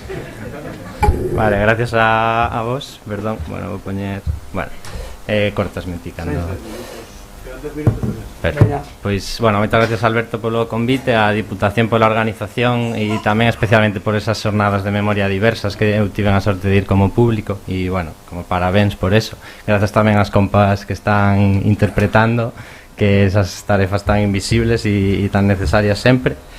E, bueno, lembrar que hoxe é 1 de decembro, hai dúas... é unha data importante en dous sentidos que creo que está ben lembrar para non esquecer de onde vimos. Unha é que é o Día de Acción contra o VIH e outra é que hoxe se cumplen 20 anos daquela primeira gran mani polo Nunca Máis, no? Que tamén está rememorando estes meses chévere coa súa obra. Entón, bueno, valgan estas dúas lembranzas para eso, para non esquecer. Pido perdón porque vou ler, pero dende o Agrocuir queríamos traer algunhas reflexións froito da nosa propia experiencia e do momento que atravesamos agora, que, bueno, como que nos parecían intensas, e entón, bueno, pois optei por ler, pero espero ler ben e que non sexa moi aburrido e que nos quede algún segundiño para intercambiar. Entón, bueno, eso, compartimos algunhas reflexións, sinto dicir que non, seguramente non dea moitas respostas e sí que vou facer bastantes preguntas. Bueno, en relación a esto, ¿no? A un presente que afrontamos con dificultades para manter o equilibrio entre a importancia de celebrar e a necesidade de resistir, o equilibrio entre a vontade de construir dende a autoorganización e a importancia de seguir exixindo as institucións cambios drásticos, e o equilibrio entre a importancia de materializar resultados, mais ao mesmo tempo seguir prestando atención a cuidar os procesos e os corpos, ¿no? Bueno, froito destes delicados equilibrios que para nós tamén deso é a sustentabilidade, ¿no? Ao final de equilibrios son estas reflexións e estas preguntas. En relación ao principio de capacidade crítica, ¿no? Que é un deses principios que se esbozaban no informe que presentou agora Fran, bueno, canto podemos soster no tempo como sociedade a sensación de que o precipicio se achega a nos indefectiblemente. A grandes rasgos hai unha gran parte da sociedade que segue delegando nas grandes institucións, ¿no? Tanto políticas como empresariais o noso porvir, e hai outra parte da sociedade que, bueno, seguimos asumindo que máis tarde ou máis cedo chegará indefectiblemente ese colapso ecosocial, ¿no? Sin saber moi ben como poderemos reaccionar a él, ¿no? En ambos casos, as sensacións e as emocións que isto xera son negativas, ¿no? Son a frustración, apatía, medo, e, por tanto, necesitamos proxectos, iniciativas, eventos, ¿no? Que xeren en nós sentimentos positivos e de xerarnos ganas, ¿no? Ganas de vivir, ganas de seguir facendo cousas, ganas de seguir intentando, pois isto, construir iniciativas que nos permitan transitar ecosocialmente dun xeito xusto e dun xeito solidario, ¿no? E, bueno, neste senso, ¿no? Pensamos que a cultura está chamada a ser a encargada de emocionarnos, ¿no? De alumear novos camiños, de ilusionarnos. Estamos moi necesitadas desto, máis especialmente neste contexto de pospandemia, e hai realmente moi poucas iniciativas ou proxectos culturais hoxe en día, eso pensamos nos, es que estean conseguindo xerar isto, ¿no? Que estean conseguindo xerar novas narrativas, novos discursos ilusionantes e novos xeitos de construir comunidades que vayan en torno a outros parámetros, ¿no? Dende as iniciativas transformadoras temos a responsabilidade e temos a obriga de ser críticos co contexto que nos arrodea, pero temos tamén a obriga de ser autocríticas, ¿no? E, bueno, aí van algunhas preguntas neste sentido, ¿no? Estamos aprendendo durante os procesos de organizar os nosos eventos, as nosas iniciativas culturais. Estamos atentas ao como facemos as cousas e non só aos resultados que xeran. Facemos as cousas por rutina ou estamos nun proceso de replantexamento constante? Saímos das nosas zonas de confort? Estamos alerta aos efectos colaterais que teñen os nosos proxectos? Bueno, temos tamén a responsabilidade de que os nosos proxectos, espazos, iniciativas, eventos sexan lugares para a experimentación, para o xogo e para a construcción de ilusión. No? É responsabilidade, o que dicía, que a nosa práctica cultural active novos desexos, no?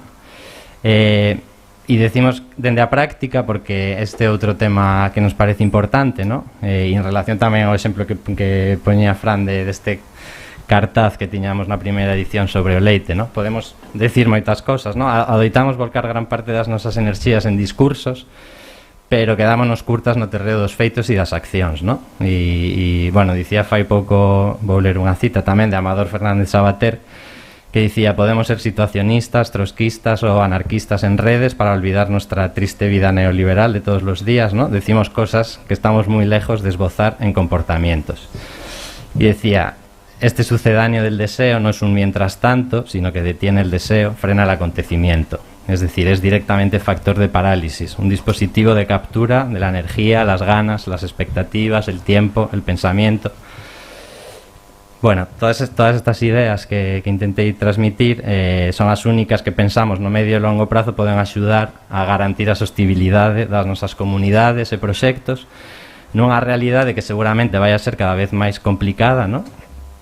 E para que, por tanto, necesitamos ilusión, ¿no? Para continuar organizándonos e para intentar construir comunidades onde pague a pena vivir, ou polo menos, ¿no? Como dicía, ou como di Jorge Riechmann, para ser en quen de fracasar mellor, ¿no?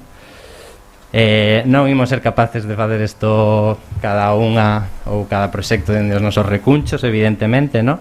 E isto me leva ao seguinte punto, que en relación ao principio de traballo en rede, que é outro deses principios do informe, e que nos parece outro tema importante, ¿no? Esta idea que pensamos que está moi asentada na cultura dos movementos sociais e na cultura das iniciativas reivindicativas, como pode ser a nosa, do agroqueer, que é o feito de que cada quen loite dende o seu lugar, ¿no? Polas súas reivindicacións. Cada quen mira polo seu, ¿no? E así, exagerando un pouco, poderíamos dicir, sálvese quien pueda, ¿no? Os ecologistas mirando polo clima, gays, lesbianas e transexuais mirando pola diversidade sexual e de xénero. Pero como sería se cada un dos nosos proxectos fose semente de todas esas cousas fundamentais que queremos mudar, ¿no? Isto é o que pouco a pouco parece que está pasando co tema climático, ¿no? Co tema da emerxencia climática, que todo o mundo, casi máis por imperativo legal que por convicción, empuñará a bandeira climática, ¿no? Pero que pasa con todos os demais temas, ¿no? Evidentemente hai moita xente que xa está traballando dese xeito, hai moita xente traballando dende a interseccionalidade, pero estamos moi lonxe, pensamos, ¿no? Desas loitas coordinadas e deses apoios mutuos entre movementos sociais, entre organizacións, entre proxectos culturais, ¿no? Só así pensamos que poderemos resistir ante as múltiples frontes que asedian as nosas comunidades, ¿no? O despoboamento, a perda de diversidade, o aumento dos delitos de odio fronte aos colectivos en desvantaxe social. Un minuto. Vale, pois van máis preguntas para vos. Estamos sendo quen de chegar a xente máis alo dos nosos círculos habituais, dende os nosos proxectos culturais. Estamos deixando alguén atrás. Somos capaces de conseguir que o público, que os nosos públicos se convertan en comunidades e deixen de ser solamente públicos. Somos capaces de reducir as nosas dependencias económicas a través de políticas de desmonetarización. Bueno, e por último, unhas reflexións en torno a outro dos principios, que é o da pegada ecolóxica. Bueno, dende o agroqueer pensamos que é realmente complicado fuxir dos modelos de crecemento continuo, ¿no? E iso que dicía Fran, o agroqueer non deixa de ser un festival moi pequeno, pero cada ano vai medrando, medra moi pouco a pouco e sigue sendo pequeno, pero resulta difícil facer que deixe de medrar, ¿no? Bueno, temos pendente como sociedade, pensamos, ¿no? Comezar a indagar en torno a outros xeitos de satisfacer as necesidades básicas que temos sociedade e de buscar outros xeitos de construir o que queremos que vayan máis aló dos cartos, ¿no? Buscar outros xeitos. E, bueno, unhas últimas preguntas. Como xerar un ocio e unha cultura sustentables económicamente sen que quede ninguén fora? Unha pregunta que é se ser sostible é manterse no tempo, se é máis sostible algo que acontece nun momento puntual ou algo que se mantén no tempo, se aporta máis algo que sucede máis veces, se é sostible un festival con pegada de carbono cero pero que non muda ningunha conciencia, cantos festivais pode soportar un corpo, cantos festivais pode soportar un colectivo que organiza un festival, durante canto tempo teñen sentido os nosos proxectos, no? E en que momento os nosos proxectos están evitando que emerxan novos proxectos e en que momento, por tanto, temos que deixar morrer os nosos proxectos, no? E, bueno, aí acabo. Moitas gracias.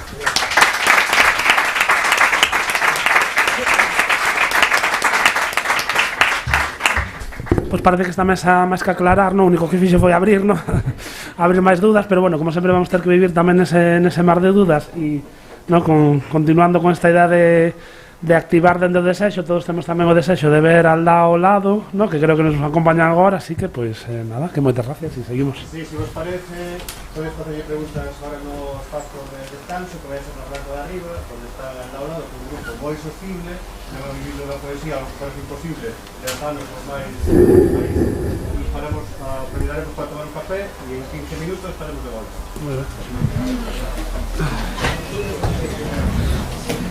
Que non volta con unha que non pasaste, que pasaste el día. No, bueno, 10 minutos, hombre, me tengo que poner más, pero ¿qué? No, el calculé, no, 10 minutos, igual que solo que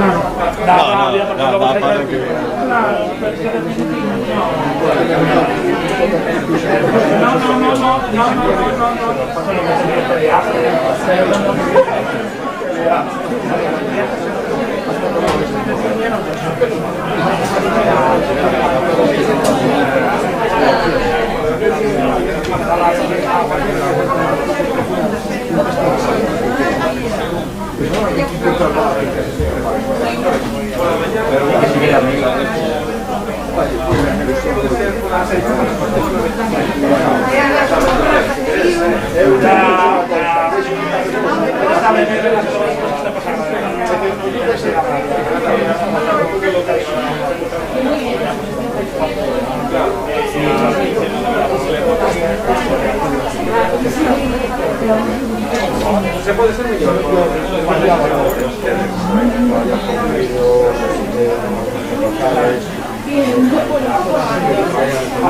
Sí.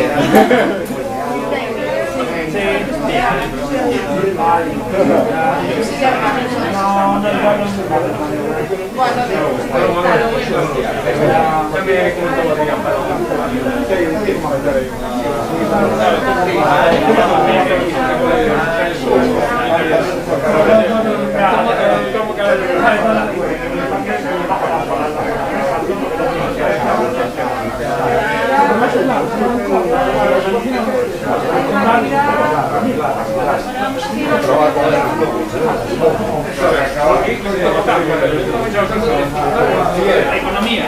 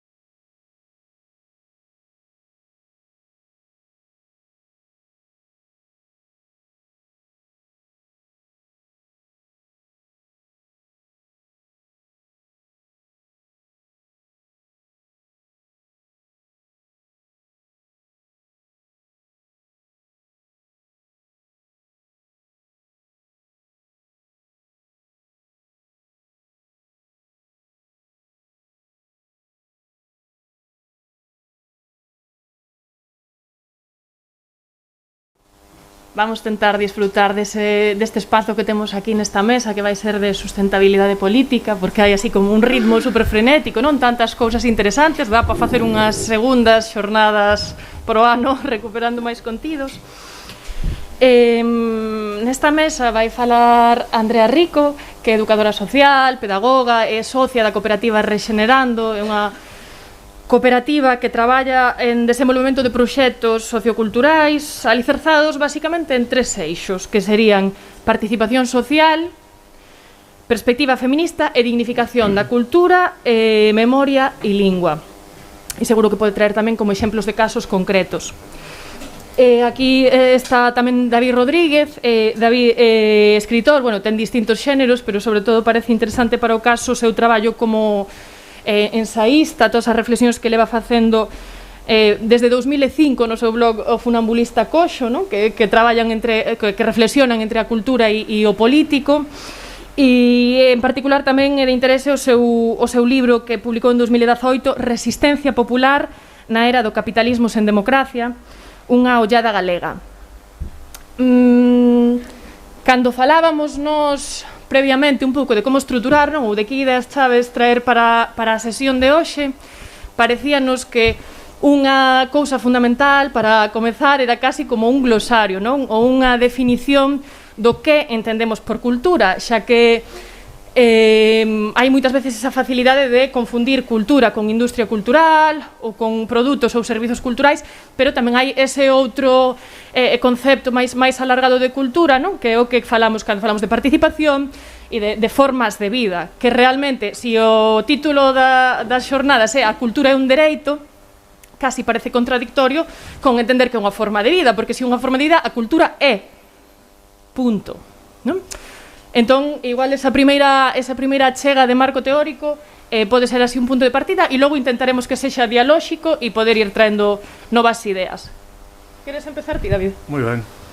Bueno, pois, boa tarde. Gracias, antes de nada, por convidarme a estar aquí. Supónse que este bloque fala de política e cultura ou cultura e política, non? E isto está enmarcado no marco da sustentabilidade, non? Eu parto de que o sistema económico no que vivimos, polas boas ou polas malas, vai ser capaz de buscar unha sustentabilidade. Eso pode ser máis democrática ou menos democrática, pero a mí non me cabe dúbida de que vai a topar unha maneira de ser sustentable, é dicir, para perpetuarse. Entón, eu creo que o que temos que pensar é se, dado o tempo no que estamos, todo o desastre que vemos por diante e esta maquinaria totalmente entolecida na que vivimos, o que temos que pensar é se vai ser sustentable a política e a cultura, e como eu vou tratar de explicar aquí, estes dous termos para min están íntimamente unidos, non? Non hai política sen cultura, non hai cultura sen política. Entón, no que respecta a política e cultura, máis que falar de sustentabilidade, hai que falar de supervivencia, non? A cuestión é, vai sobrevivir a cultura, o que nos entendemos por cultura, como un marco, como decía Charo, no que estamos inmersos e no que a partir do cal podemos imaginar contrahexemonía, resistencia ao poder económico. Entón, a supervivencia da cultura así entendida é fundamental para que haxa a supervivencia da política. A política entendida tamén como resistencia e antagonismo ao sistema económico voraz no que estamos. Entón, eu para explicar isto gustaría empezar mencionando a 3 autores que ides conocer todos. O primeiro é Karl Marx, a súa idea de produción social. Marx consideraba que a sociedade é un todo orgánico e a produción material, é dicir, económica, e a produción espiritual, é dicir, simbólica, cultural, eran un froito do traballo de toda a sociedade. Por eso ele dicía que non tiña sentido a propiedade privada dos medios de produción. É dicir, a produción é social, e a cultura, tal e como a mí me parece que debía ser entendida, debe ser entendida así tamén. Mais agora que xa non estamos na época do intelectual ou do poeta romántico, que era unha especie de figura que tiña como un acceso as musas ou a divinidade, non? E entonces era o que baixaba a terra unha visión que o resto de mortais non era capaz de chegar, non? Nos estamos xa con outra concepción de cultura, sabemos que a cultura é un feito social, é un feito colectivo, onde as influencias son continuas. Isto xa incluso está xa teorizado como ideas como hiperconectividade ou hipertexto ou préstamo pero bueno, o que ven dicir é que a cultura é un todo que flúe, e isto, claro, desafía tamén moito a idea de cultura como propiedade privada, non? Outro autor que me gustaría sinalar é Karl Polanyi. Karl Polanyi é un antropólogo e sociólogo que viviu no período de entreguerras. E el, unha das cousas nas que reflexionou é como a economía, claro, el foi testigo da anterior época de financiarización que rematou no creo do 29, unha época semellante a nosa, tamén caracterizada pola separación da economía financeira da vida da xente, non? Entón, el teorizou esta idea de separación. A economía, decía el, está actuando como unha especie de fenómeno con vida propia que está fora da sociedade e contra a sociedade. Entón, decía Polanyi, a mecánica social fai que tarde ou cedo a sociedade se defenda. Ante iso, de alguna maneira ten que defenderse, porque non é sostible, é dicir, non é sostible que a economía este sine die separada desa maneira da sociedade. Claro, na súa época separouse de varias maneiras, o sea, volveu a xuntarse de varias maneiras, ou como tentativas de volver a xuntarse, a través do fascismo e do nazismo, na Unión Soviética a través da industrialización que levou a cabo na Soviética, e en Europa Occidental e Estados Unidos a través do consenso socialdemócrata, ¿no? Digamos. Un contemporáneo de Polanyi, outro autor que iba a citar, é Gramsci, tamén outro personaxe que vive nese período de entreguerras, en tantos aspectos parecido ao noso. El foi o gran teórico da cuestión da cultura como o humus primario a partir do que crear contra a hexemonía, polo tanto, un aspecto, a cultura fundamental para a resistencia ao poder e, polo tanto, tamén ao sistema económico. Que sucede? Que nos agora xa estamos noutra época, é dicir, ainda que estamos nunha época parecida no que ten de novo unha hexemonía do capitalismo financeiro, é dicir, dun capitalismo que é unha economía de casino que vive allea xa incluso ao capitalismo industrial, xa non digamos a outro tipo de realidades dos que pululamos por aquí abaixo, non? Estamos nesa época, pero ademais estamos nunha época que xa é distinta de Gramsci tamén. Gramsci é unha persoa que aínda reflexionaba sobre o folclore, por exemplo, non? Reflexionaba sobre a cultura popular. E el vía aí uns elementos que nos que era posible crear contra a hexemonía e resistencia. Por que digo que xa non estamos aí? Porque eu creo que xa estamos nunha época posterior a Pasolini, outro autor que quero citar.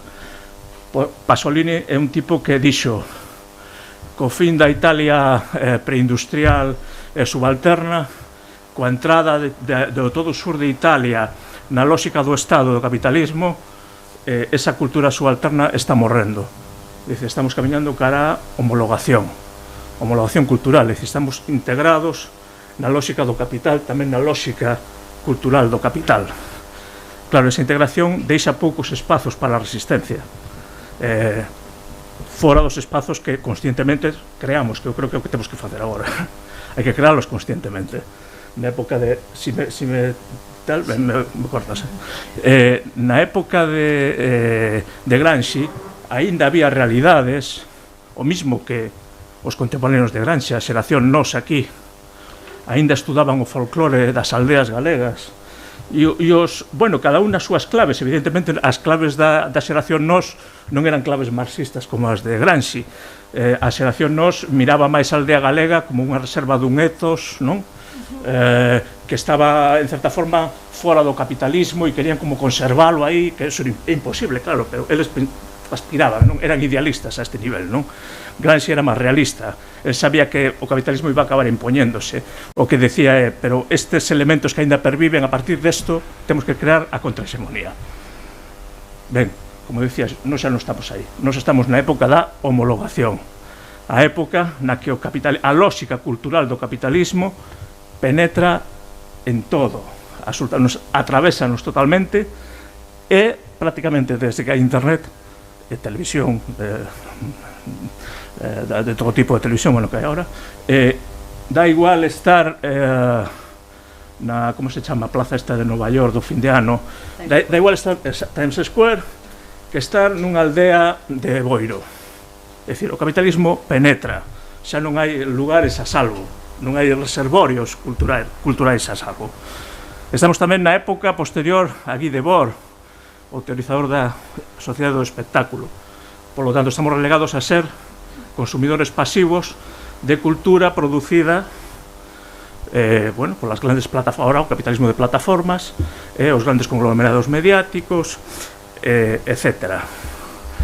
Bueno, creo que ese, interrumpo como para tamén recoller todo o que ves traendo e así se tamén quere complementar algo Mané. Pareceme unha chave estratégica para comezar isto, non? Estamos a falar de sustentabilidade política e ten que sair necesariamente a palabra capitalismo. Porque se falamos de sustentabilidade, é sustentável a vida no capitalismo? O mellor aquí xa teríamos que colocar isto, non? Se o 45% da riqueza está no 1% das mans, entón, a partir de aí, que humus cultural, non? Ou que producións cultural, sexan industriais, é dicir, podemos falar da rendibilidade de un sector que supoño que na mesa posterior se falará máis, non? E despois falar tamén de que valores e que tipo de vida é sustentable nisto. Entón, esa utopía, que era tamén da que falábamos nas conversas previas, é como o horizonte que temos que poñer de máximos, non? De quais son as principais contradiccións coas que vamos lidar mentres facemos neste contexto, non? Que é un contexto basicamente infame e violento e tremendamente fundamentalista. Entón é importante que a xente que fai cultura pois xa teña como este punto de partida, non? De este lugar é terrible, non?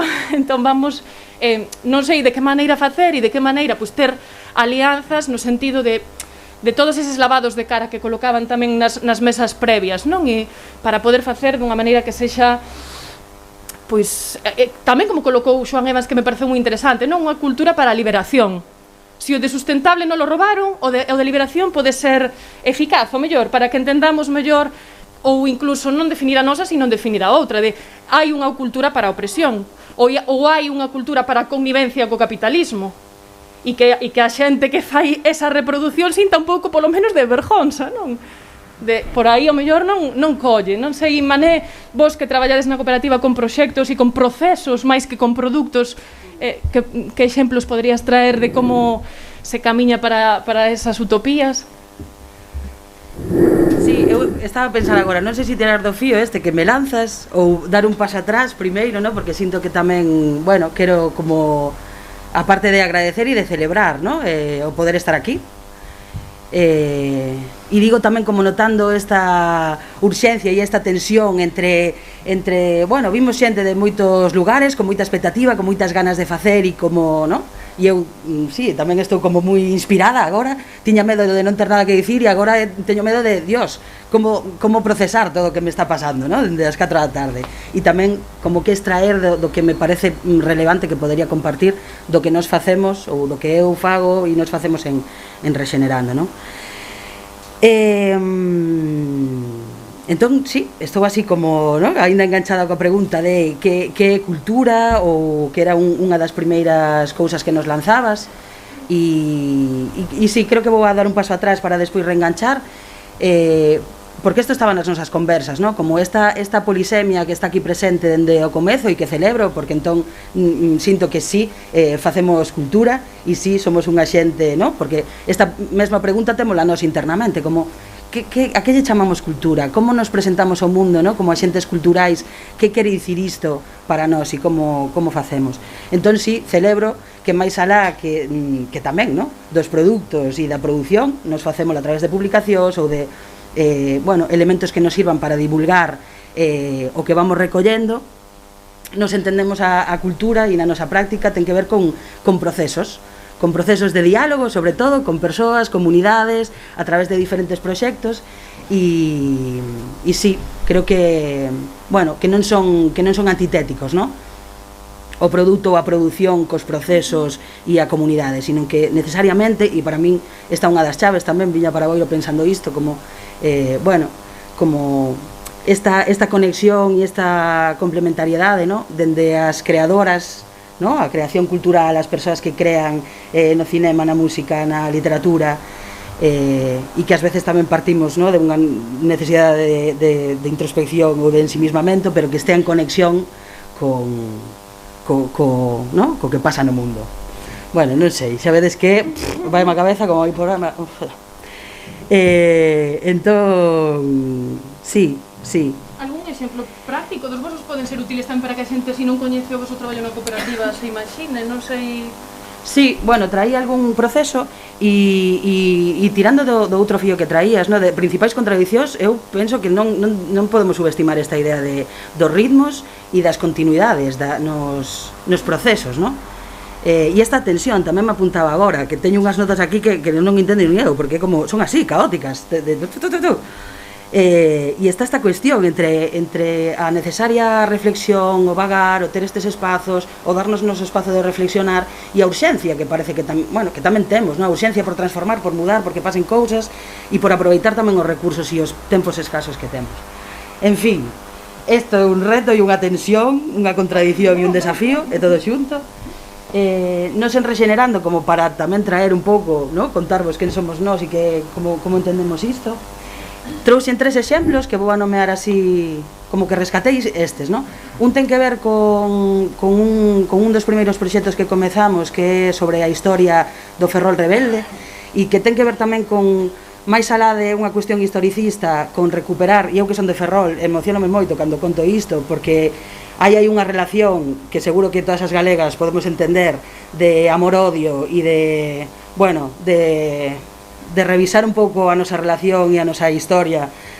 Bueno, ten moitas capas isto tamén, que sería Ferrol Rebelde, e que a través de paseos e despois de varios produtos diferentes, un pequeno folleto, un mapa que estamos facendo agora, un documentario, pois que pois a través deses produtos establecemos estes diálogos, e deses paseos.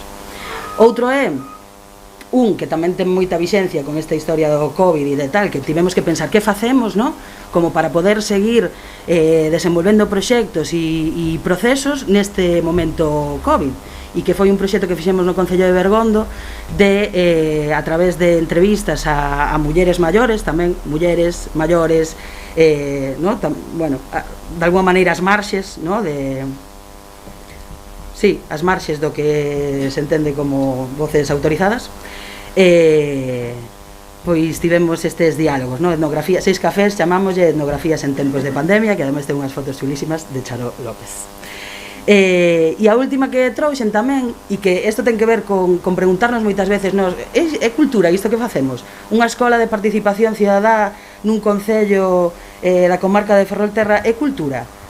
É cultura, e de repente sí, porque, e isto falábamos, na conversa que teñamos, poden programar as veciñas da parroquia de San Xiao o que queren que pase no Ambigú, traendo elementos que son modernos, o seguinte, que están plenamente conectados co cambio climático, bueno, non sei, e valorizar iso, telo en conta, escoitar, eu creo que un pouco que facemos, esa mediación, e simplemente como por poñerlle imaxe, pois este sería un pouco este Ferrol Rebelde, que vos convido a descargar e a pasear por Ferrol e a visitalo, tirando un pouco destes recursos.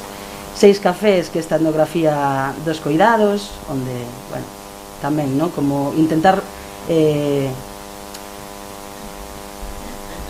si hai algo que ten que ver con cuidar os procesos, eu creo que eu cando miro os nosos, bueno, hai moito de nós posto aquí, pero creo que tamén ten que ver con un cuidado de como nos relacionamos coas persoas, e que para nós de alguma maneira, e como dicías ti, David, nesta fala que tiñamos, entender que todas somos produtoras de cultura, e que todas somos intelectuais, e gustábame agora escoitar como citabas a todos estes homes teóricos. Demasiados homes. Sí, demasiados homes, e eu pensaba en veciñas, viñame un veciño de San Xiao, viñame o que pasou neste proceso tacatá, viñame todo isto, non? Entón gustame, é genial tamén a relación, non? Porque non, bueno, aquí están estas dúas intelectuais. Sí, non sei que va a decir, como... Podemos entrar na idea das contradicións? Sí, e creo que, sí, só quero dicir isto, ¿no? Como eu a min agora estaba me pasando tamén que vou a botar en falta tempo para quizáis falar ou dialogar ou ver todo o que está pasando aí, ¿no? E, bueno, ás veces temos que escoller e non pasa nada e está ben, pero creo que para nós un dos elementos centrais cando falamos de cultura e de sostenibilidade política é entender isto, ¿no? Que todas somos produtoras de cultura, reapropiarnos un pouco desta idea, ¿no? E desta capacidade e deste poder.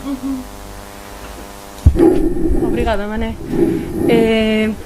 Para que non nos agobiemos e tamén por si alguén quere colocar algo, e unha das ideas que traballamos previamente, así como a equipa desta mesa, era a idea de traer as principais contradicións, non? As principais contradicións que vemos no concepto de cultura, neses dous sentidos amplos, tamén na industria cultural, e os principais desafíos.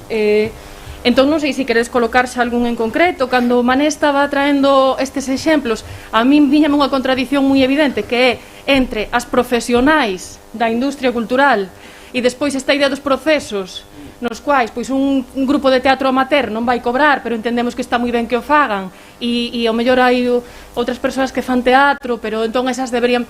Logo na mesa de precariedade entendo que se desenvolva máis isto, non? Pero cando se pide participación cidadá, non? E cando se fala de cultura, pois entendo que aí tamén hai que tocar incluso, non sei, que deses procesos son emancipatorios, un pouco na miña proclama inicial, non? De que algo sexa cultural ou que unha cosa sexa un libro significa que sexa positivo en sí, ou que contribúe a emancipación, ou pode ser lixo fascista. O sea, como que non facer un fetiche, non? Do produto en sí. E despois tamén a autonomía, para mí tamén era unha das contradicións que me apetecía tratar, non? A autonomía dos movementos veciñais, sociais, políticos, o que sexa, e cual é o papel da intervención da institución aí, que creo que tamén é unha polémica interesante para hoxe, non? Que é desde a Diputación que se apoia isto, e, bueno, queres colocarte algunha das... Sí, bueno, eu desenvolver algunha? Decir un pouco, xa que saliu a cuestión de que é intelectual, que isto é algo que nos... Bueno, porque nos fixemos unha charla propia pola nosa conta, un pouco para facer así chuvia de ideas. Estivemos casi por poñer o vídeo porque claro. É interesante. E entón está ben explicar, non? Algunha das cousas que aquí non se dixeron aínda. A idea de intelectual, que eu creo que é unha idea interesante, que é a idea que manexaba Antonio Gramsci, outro señor, dicía Gramsci que todo ser humano é intelectual, porque todos temos capacidade de razonar, polo tanto todos somos intelectuais, pero non todo o mundo cumple a función de intelectual na sociedade. Que significa isto? Isto non significa que os intelectuais só son unha casta de xente con gafas de pasta e super creativos e super guais e non sei que, senón que intelectual é todo aquel que de alguma maneira cumple unha función ben para afirmar a hexemonía ou a contrahexemonía no seu entorno, na súa comunidade, no seu xornal, ou pois a todos os niveis, ou na AMPA dos coles, é dicir, hai intelectuais diseminados por toda a sociedade e por todas as organizacións sociais. Entón, a mí me parece que esa idea intelectual é interesante. Que pasa? Que aquí estamos con dous modelos de cultura. E claro, este é un acto ademais organizado pola Deputación da Coruña. Isto está organizado por unha institución. E as institucións chegase a elas a través das eleccións, partidos políticos que fan política, bueno, que na miña opinión un partido político emancipador cos pés na terra ten que ter como dúas liñas políticas, unha liña política estratégica e unha liña política do aquí e o agora. Entón, na liña política do aquí e agora hai que atender a cultura como sector. Por que? Pois porque é un sector económico do que vive xente. dentro do capitalismo malvado, pero esa xente hai que darlle resposta ás súas demandas. Pero como visión estratégica hai que ter esta outra idea de cultura, que é cultura como o aire que respiramos, o xeito en que estamos, o ser humano é un ser cultural. E, polo tanto, a cultura se entendida é política, toda ela, toda. E a ver si non me... sí, estaba con esta idea de intelectual. Entón, eu entendo que hai que manexar ese difícil equilibrio. Pero eu creo, e xa que estamos en cuestión de propor ideas prácticas para unha institución, está ben atender esta outra forma de cultura. E esta outra forma de cultura ten que ter esta concepción de intelectual. Non é só o señor ou señora que escribe un libro, que fai unha canción, que tal. Non, é todo o que se move na sociedade.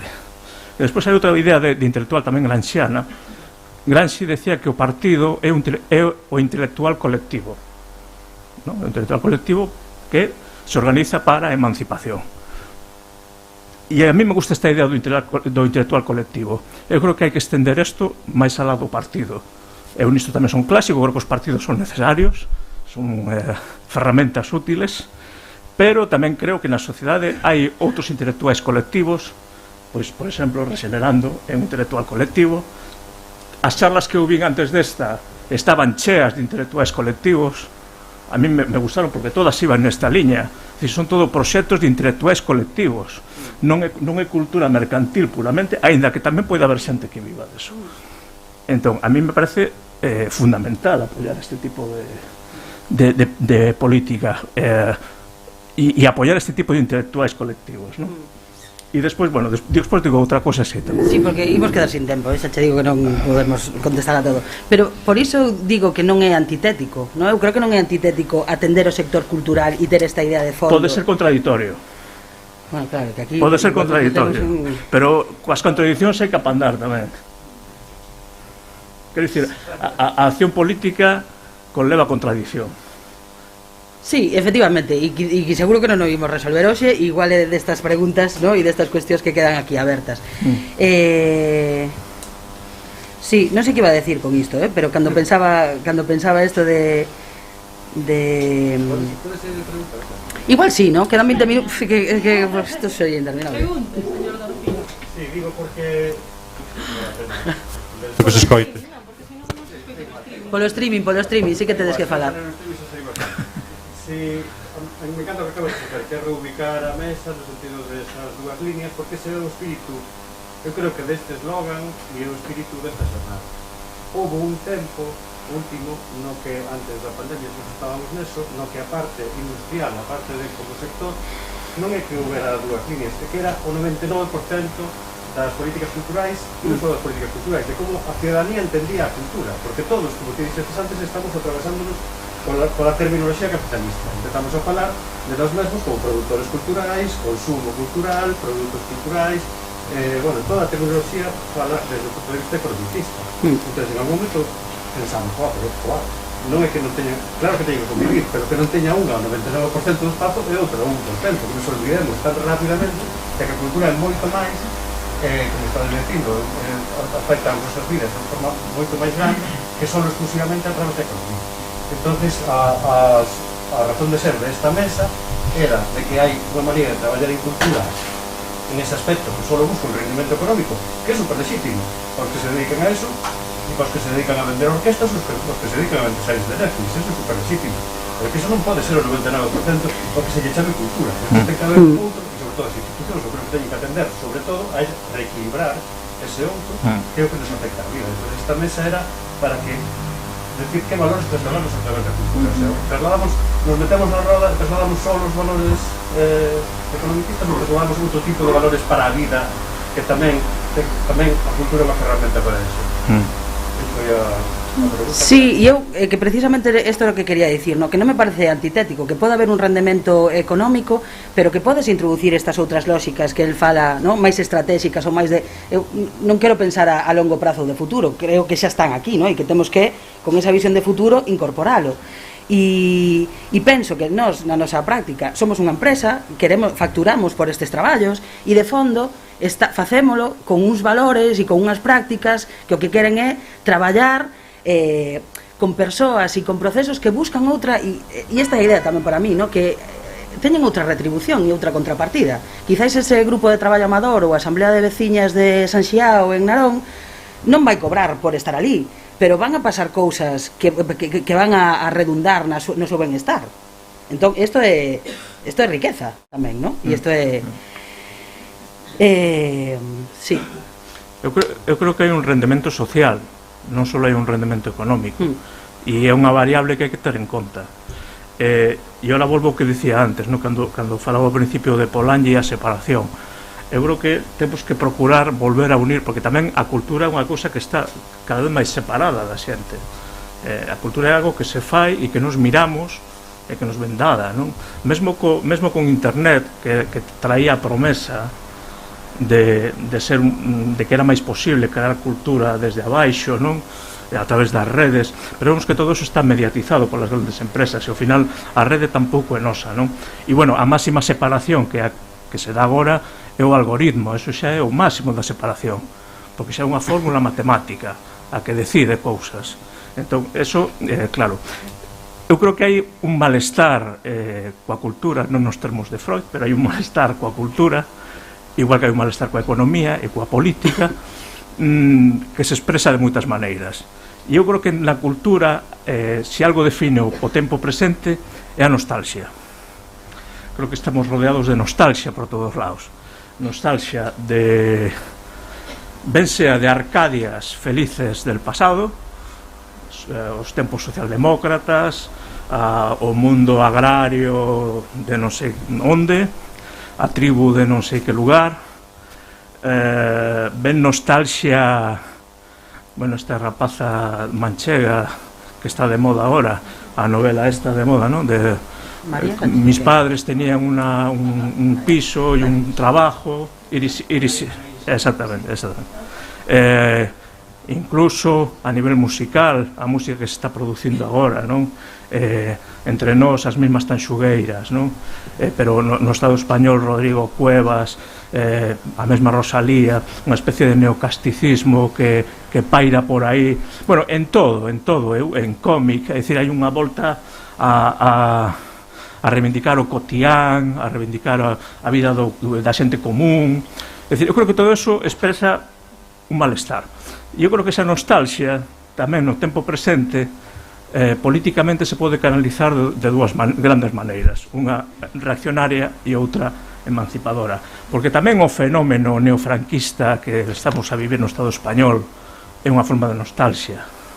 Tamén hai unha nostalgia, claro, é un mundo imaginado que non é real, pero bueno, como decía Mayor Oreja, houve a quien le foi bien el franquismo e entón non a que tenga nostalgia, claro. Entón, claro, que quero dicir con isto?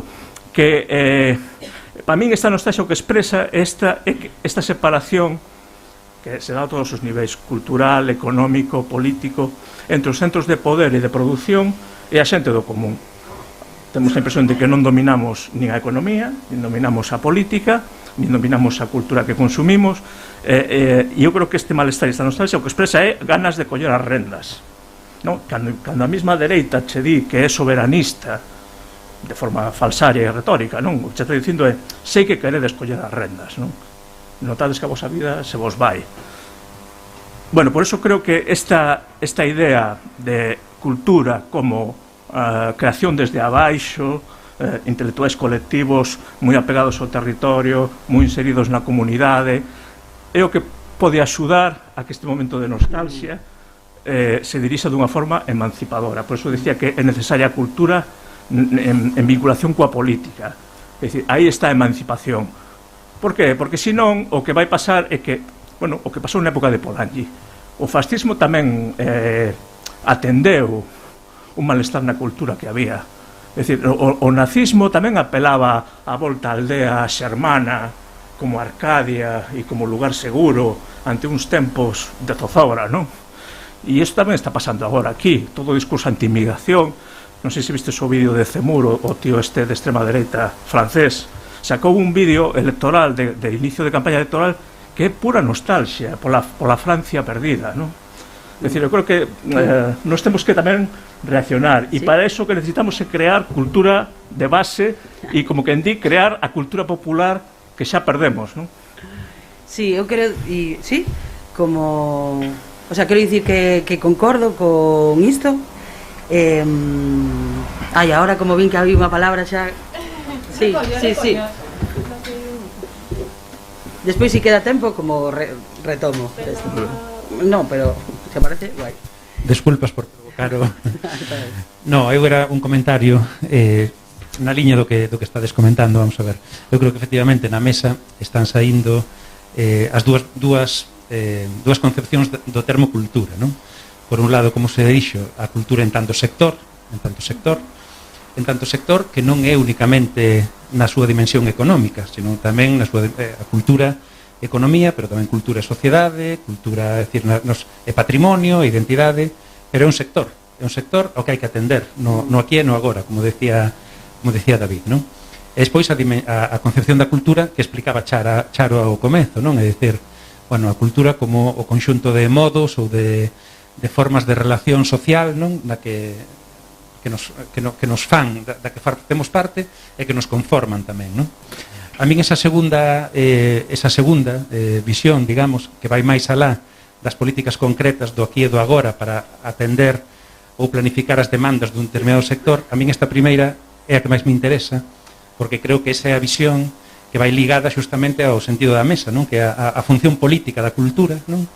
E eu estou moi de acordo con unha cousa que decíades, que efectivamente eu creo que a batalla política é unha batalla cultural, pero tamén a batalla cultural é unha batalla política, non? Eu creo que van completamente vinculadas, non?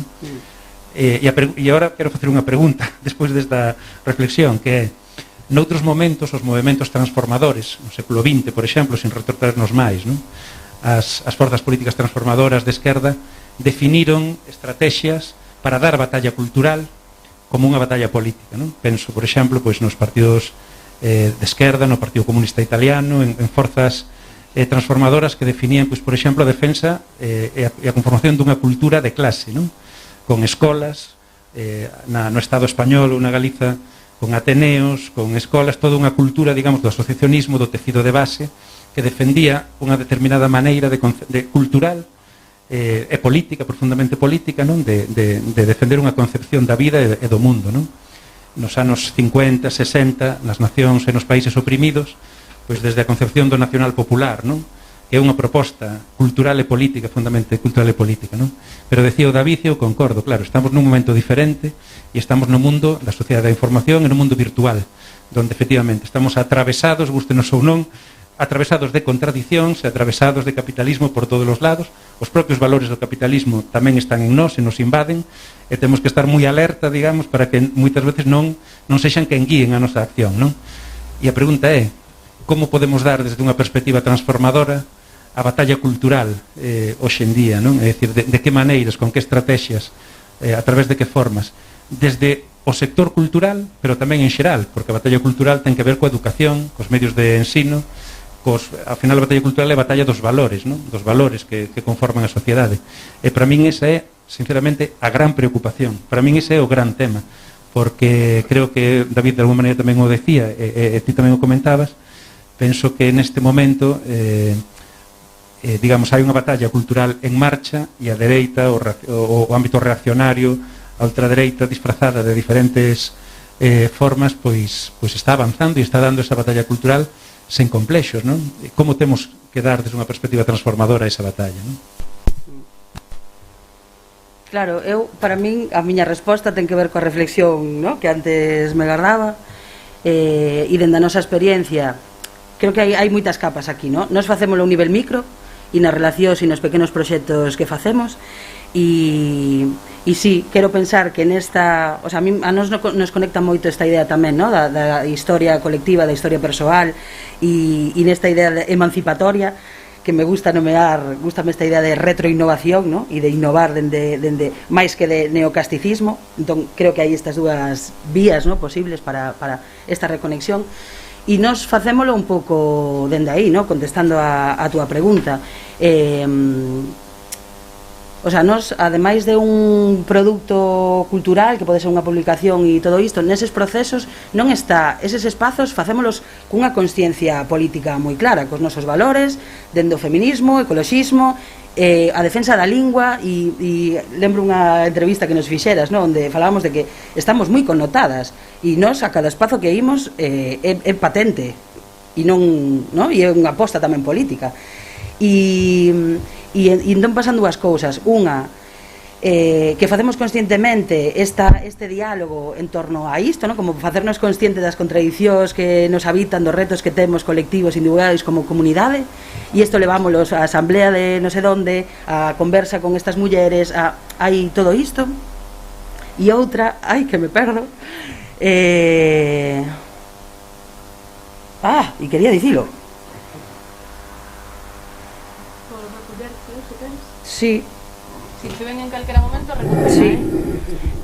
Por unha parte, apetecíame como tamén abrir se alguén ten outra clave máis, a que acabas de aportar, eu creo que... Sí? Sí, e quería dicilo tamén, porque é isto, sí, sinto.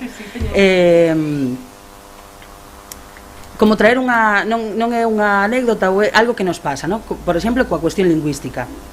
Eu doume conta de como nos espazos e en comarcas nas que traballamos pois moi castelanizadas como pode ser a comarca de Ferrol, no? E que sabemos as galegofalantes que cando imos a un espazo, no? que xeramos oportunidades tamén de uso da lingua e iso pásanos. Por iso falo da dimensión micro, de traer isto e de que aí, para min, eu cando vexo isto sinto que hai unha reconexión tamén e no? Moitas veces falamos do que facemos nós e de como facemos a través de rexenerar os vínculos con nós mesmas, coa nosa historia e a nosa identidade, coa comunidade e co colectivo e tamén co mundo, no? Con estes valores do feminismo, do ecoloxismo Isto no nivel micro. No nivel macro, pois non sei se ti tes algunha resposta. No, eu é que creo que, a ver, eu adoito intentar ser moi pragmático. Eu creo que a comunicación, por exemplo, a comunicación política é fundamental. Por qué? Porque, polo que dicimos, como estamos totalmente subsumidos nunha lógica do capital e da publicidade e tal, pois non nos queda máis remedio que recorrer a iso. Por qué? Porque senón quedamos fora de xogo. Entón, o que temos é que, a nivel, desde arriba, facer comunicación política levando o noso rego, pero que creo que non podemos fiar todo a comunicación política. Por qué? Porque a única vantaxe que temos sobre os grandes espalladores de discurso oficial é a proximidade coa xente. É no único que podemos gañarlles. No resto teñen recursos para darnos todas as palleiras que queiran, non? Entón, a única baza que temos é baixar abaixo, sin deixar a comunicación, sin deixar o discurso por arriba, empregar a retórica publicitaria, propagandística, se é necesario, se usamos con inteligencia para que non aliene a xente, claro, pero o importante é o traballo abaixo. Por iso dicía a importancia destes intelectuais colectivos. Unha sociedade civil articulada, chea de colectivos ben articulada, é unha sociedade civil forte. Por qué? Porque establece mecanismos de comunicación de ideas e de redes de solidaridade que están a nivel capilar e, polo tanto, dá igual que as grandes plataformas espallen discurso por arriba. O importante é que pasa por abaixo. E eu creo que cada unha de nós, dende os lugares que ocupamos e dende a diversidade, temos que pensar como facer iso, como se fai iso, non? Nunha institución, nunha técnica de cultura dun concello, nunha cooperativa, como darlle volta a que significa e como facemos iso, porque igual aquí tamén temos que innovar e non o sabemos aínda, non sabemos, temos que reconstruílo tamén. Hai unha palabra ali.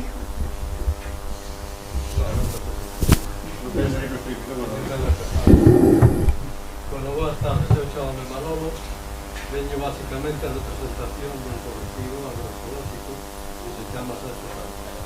Quería haber intervido na charla anterior, pero non houve palabras, pero vou enlazalo co tema actual. Vamos a ver.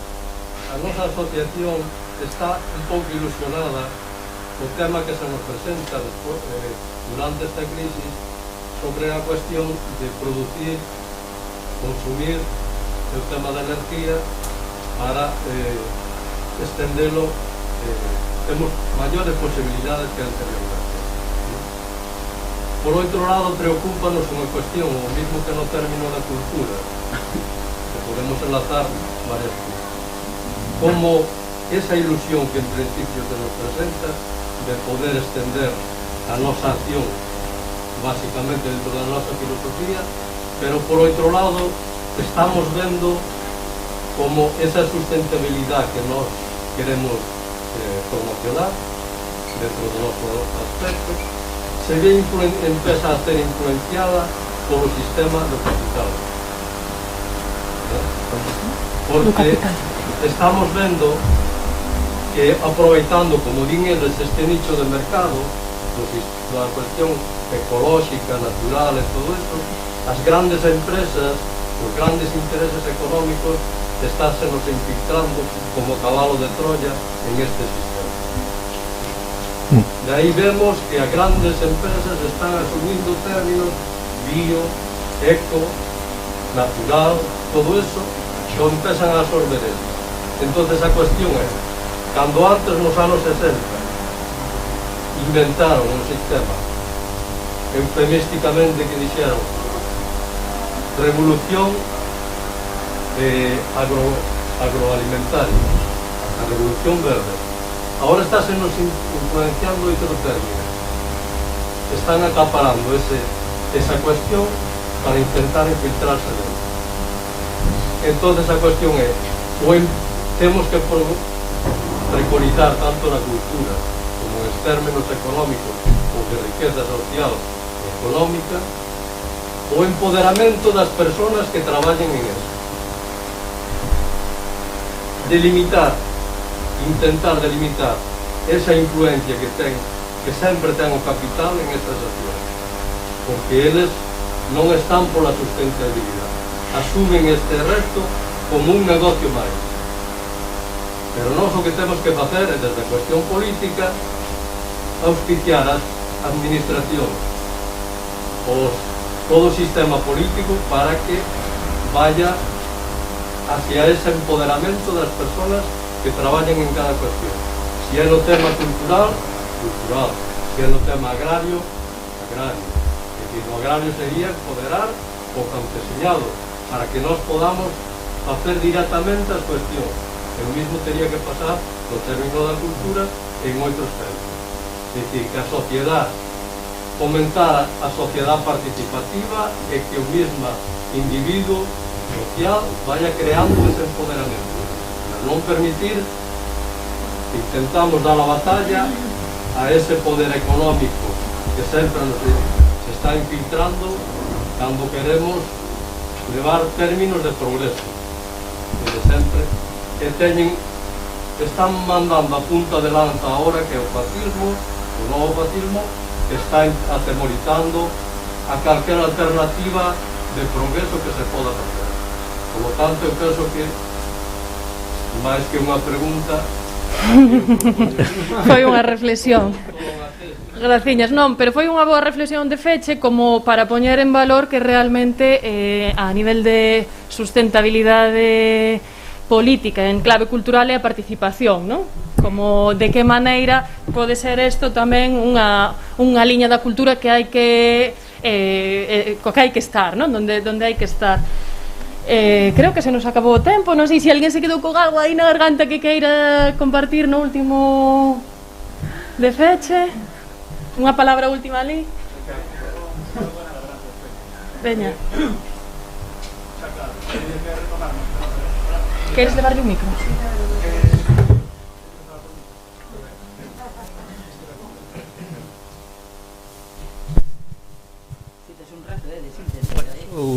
¿Así? Entón, non sei como se dixo xa, porque xa se falou moita cousa, mas basicamente noto tamén certa nostalgia que xa non haxa mellor cultura popular ou movimentación de base ou cousas, non, como si os proxectos, quero dicir unha cousa, os proxectos e que crean hexemonía, eu creo que concordamos, non están nas institucións, nin o programa da institución será, como decía o Xoán, pues, que lles deixen uns cascos ali para cortar os eucaliptos e pouco máis. E si é hábil e inteligente recoller ese discurso e ir poñendo en cartaces e demais. Non dá para discutir moito, pero por dar un dato, en 4 anos, 4 anos eu creo, teñense fechado 2% por parte de os nosos, vamos a decirlo así, no, de gobernos de esquerda, pero que sí, dos centros sociais ocupados, que basicamente eran os motores máis importantes das dúas en que estaban, que son Coruña e Compostela. Este ano de pandemia ten chegado un cese de actividade o Centro Social Gómez Galloso da Coruña, que seguramente ese é un centro social dos que máis anos leva na cidade.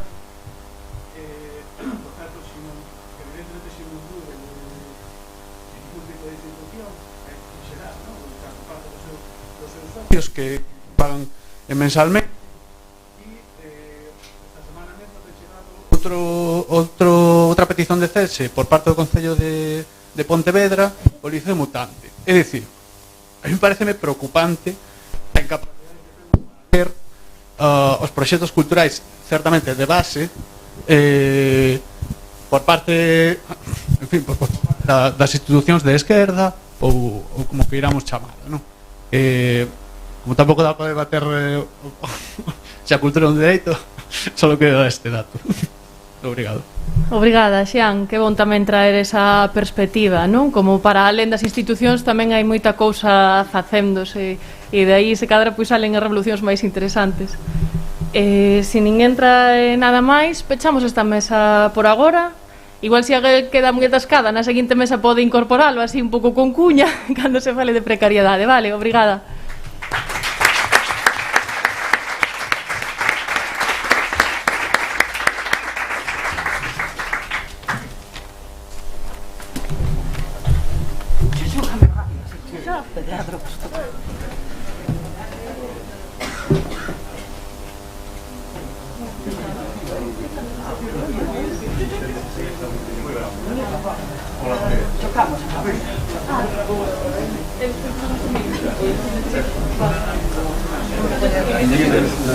No medio.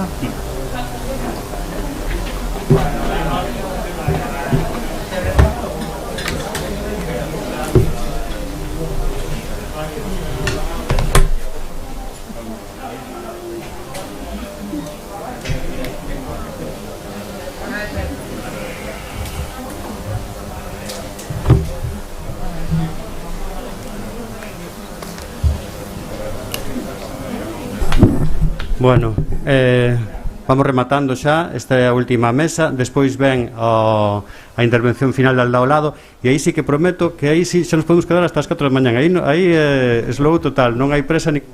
Quixemos ter presa en estas intervencións porque quixemos concentrar moitas cousas en nunha tarde, queríamos concentrar basicamente as dimensións da sustentabilidade que nos entendemos, entonces eso, claro, quixemos traer a toda esta xente, eso leva a que teñamos que cumplir os tempos, porque se nos deixamos falar podemos estar aquí todo o día, toda a noite ou iso. Por iso estas presas as que se aludía e bueno, e agora vamos coa última parte porque nos decimos sempre que non pode haber unha sustentabilidade ambiental se non hai de xénero, se non hai lingüística, se non hai económica tamén, e cando se fala de sustentabilidade económica ou cando se falaba de economía antes da pandemia, por iso ahora plantexamos todo isto para repensarnos para despois da pandemia, se falaba de economía e se falaba de internacionalización, se falaba de todos os criterios economicistas que eu digo así con sorna, que entendo que son necesarios e que hai que atender tamén, pero eu creo que hoxe en día hai que atender outro do que non se falaba, que era precisamente relacionado cos modos de vida da xente que traballamos en cultura, como vive esas persoas, o sea, canto ganan,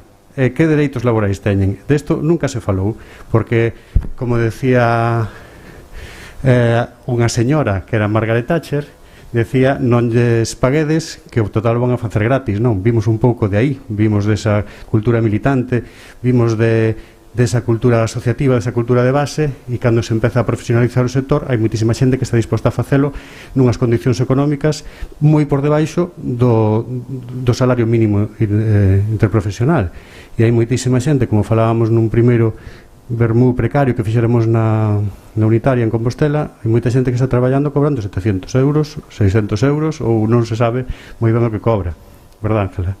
Entón, non será o teu caso, pero quero dicir que hai moita xente que está en esas condicións. Entonces nos queremos falar tamén de que a sustentabilidade ten que ser dos modos de vida das persoas desde o punto tan básico como é o salario, o sustento vital dunha persoa.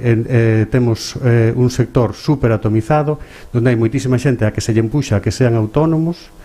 Hai moi poucas empresas intermedias, casi ninguna empresa grande, e a maior parte da xente que traballa en cultura en Galicia son autónomos precarizados, cobrando non se sabe o que, e por encima que, como os decía antes, estamos tan atravesados pola terminoloxía e polos valores capitalistas que ni siquiera nos queixamos. Decía Marcos Lorenzo, decía en aquel vermú, que somos a punta de lanza do capitalismo e do hiperliberalismo, en canto non hai ningún tipo de regulación profesional, non hai un sindicato. Hai outra frase que me encanta, que non necesitamos psicólogos, necesitamos un sindicato.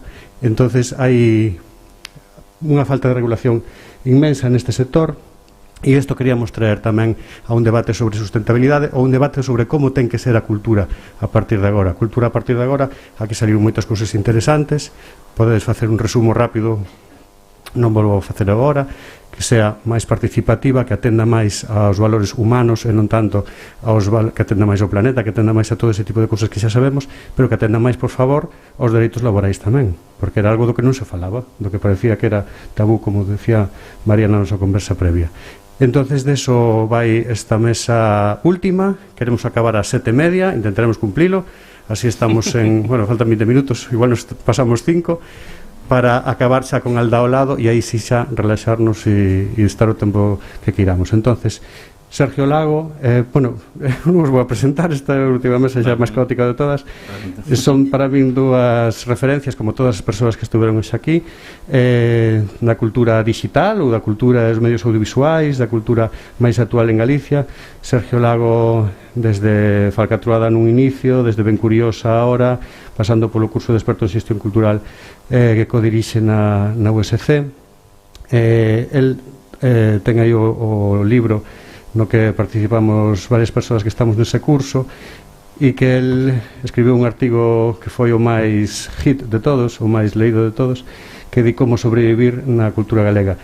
Pon varios puntos, non? E o primeiro punto di que búscate unha plaza na administración pública. Creo que empeza por aí. Sí. Todo, Sergio, todo tuyo. Vale, gracias pola introducción. Bueno, un pouco así clickbait, non? O título, porque realmente facía máis preguntas que dar respostas. E bueno, como temos pouco tempo, quen queira un pouco ampliar, pois está en descarga libre en internet, así que nada, sen máis esta parte do libro. Imos a comezar con, estuvamos falando, autoorganizándonos, entón voy a comezar, María. Sí, bueno, falamos de hola a todas e a todos, nada. Moitas grazas por convidarnos e por facer, non fai falta. Bueno, xa me presento eu, son xornalista, levo 20 anos traballando en todo tipo de proxectos relacionados coa cultura audiovisual e digital, sobre todo, sempre ando en mil cousas, intentando sacalas a porto, como organizarme como podo por sacalas a porto. E bueno, falando con Sergio estes días, que bueno, xa teño traballado con el tamén, decidimos un pouco organizar isto. Claro, el é o experto, el dirixe un curso de expertos en xestión cultural, co cal el sabe moitas máis cousas prácticas que creo que teñen moita chicha para que falemos aquí, co cal eu vou dar unha pequena introdución que ten máis de ideas, intuicións, observacións e experiencias que todos podemos coñecer e compartir, pero creo que, como os dous vimos un pouco de traballar coa cultura digital, esa premisa da digitalización e de como está transformando todo, é un pouco que nos pode introducir en que o que nos trouxo ata aquí e por onde podemos salir, non? A cultura trouxo a digitalización, trouxo a famosa democratización que se vi agora, que abaratou os procesos de produción e de difusión, sobre todo da cultura ou de moitas cousas da cultura, non? Falábase do famoso prosumidor ou prosumidora, a persoa que consume, produce cultura ao mesmo tempo, entón hai cada vez máis xente facendo cousas. Ven desde o activismo, facendo cousas polo feito de facelas, iso é o que decíamos, que cultura, non todo ten que ser un produto vendible ou consumible, pero hai moita xente que está facendo cousas en internet porque pode facelas e porque, digamos, hai un ecosistema que propicia que estés facendo cousas en internet. E a xente que as fai, pois eso, con esa tradición máis militante, activista, de asociacionismo e demais, e hai moita xente que se está facendo a nivel individual, porque esa actividade cultural proporciona un capital social. Ese capital social mídese en likes, en seguidores, en visitas, en un montón de cousas.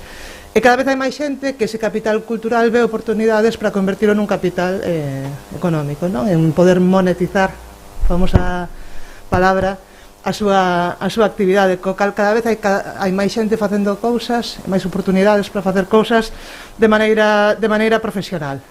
As famosas clases creativas que Richard Florida falaba nas cidades creativas na década pasada, que xa se arrepentiu un pouco de toda esa narrativa, fan que a profesión cultural sexa unha profesión, algo que aspirar, porque se suma... Se efectivamente non dá moito capital, moitas pesetas ou euros ou dólares, sí que hai certo capital social. É sexy traballar na cultura, é algo aspiracional, co cal, como é algo aspiracional, todos queremos participar diso, todos queremos ser guais, traballar na cultura e todas as cousas que conleva esa carga de capital social.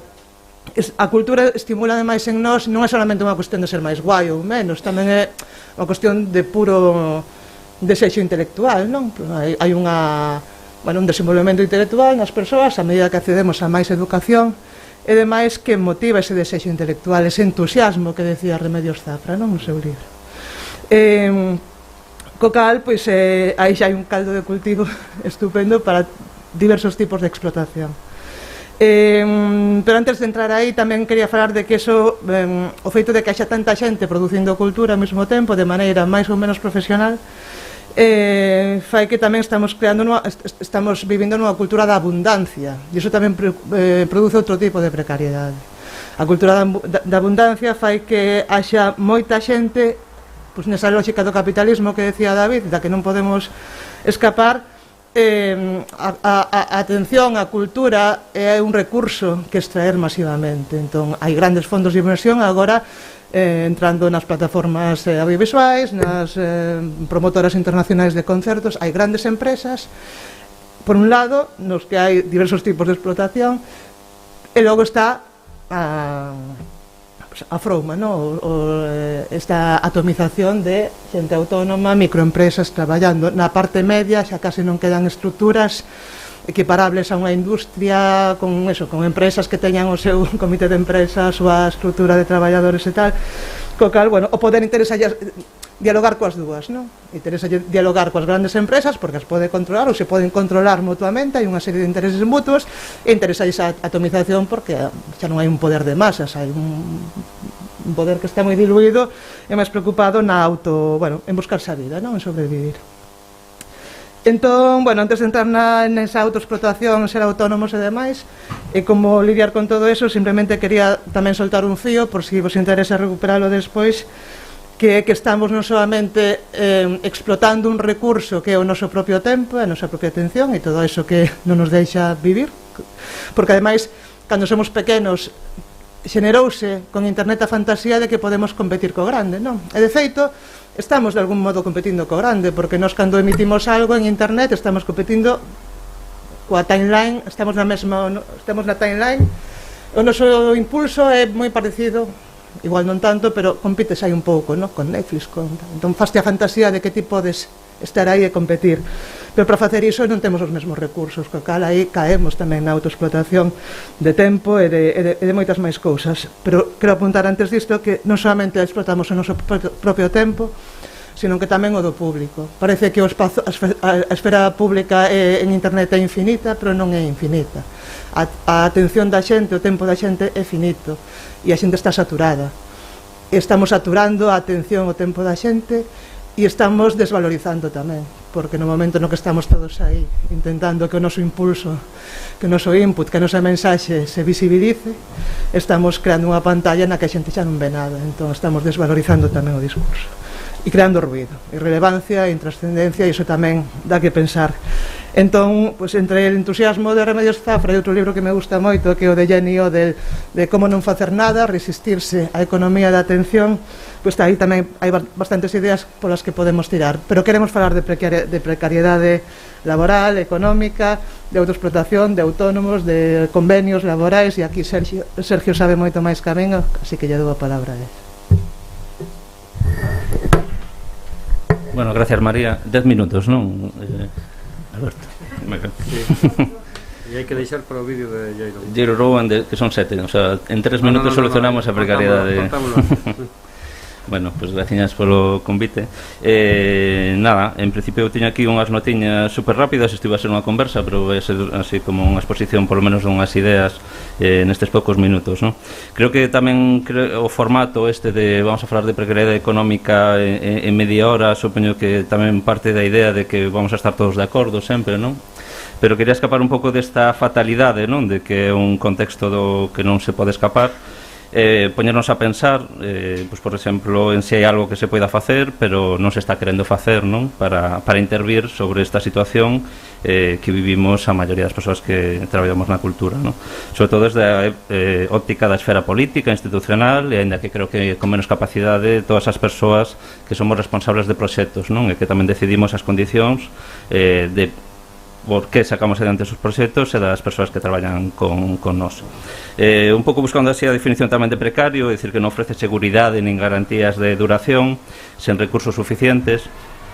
Bueno, creo que, ainda que sempre pensamos esa realidade tamén das traballadoras e traballadores pobres, non? Que estamos traballando, pero estamos moitas veces nesas situacións, eu creo que tamén é aplicable a outras dimensións máis transversais do sector.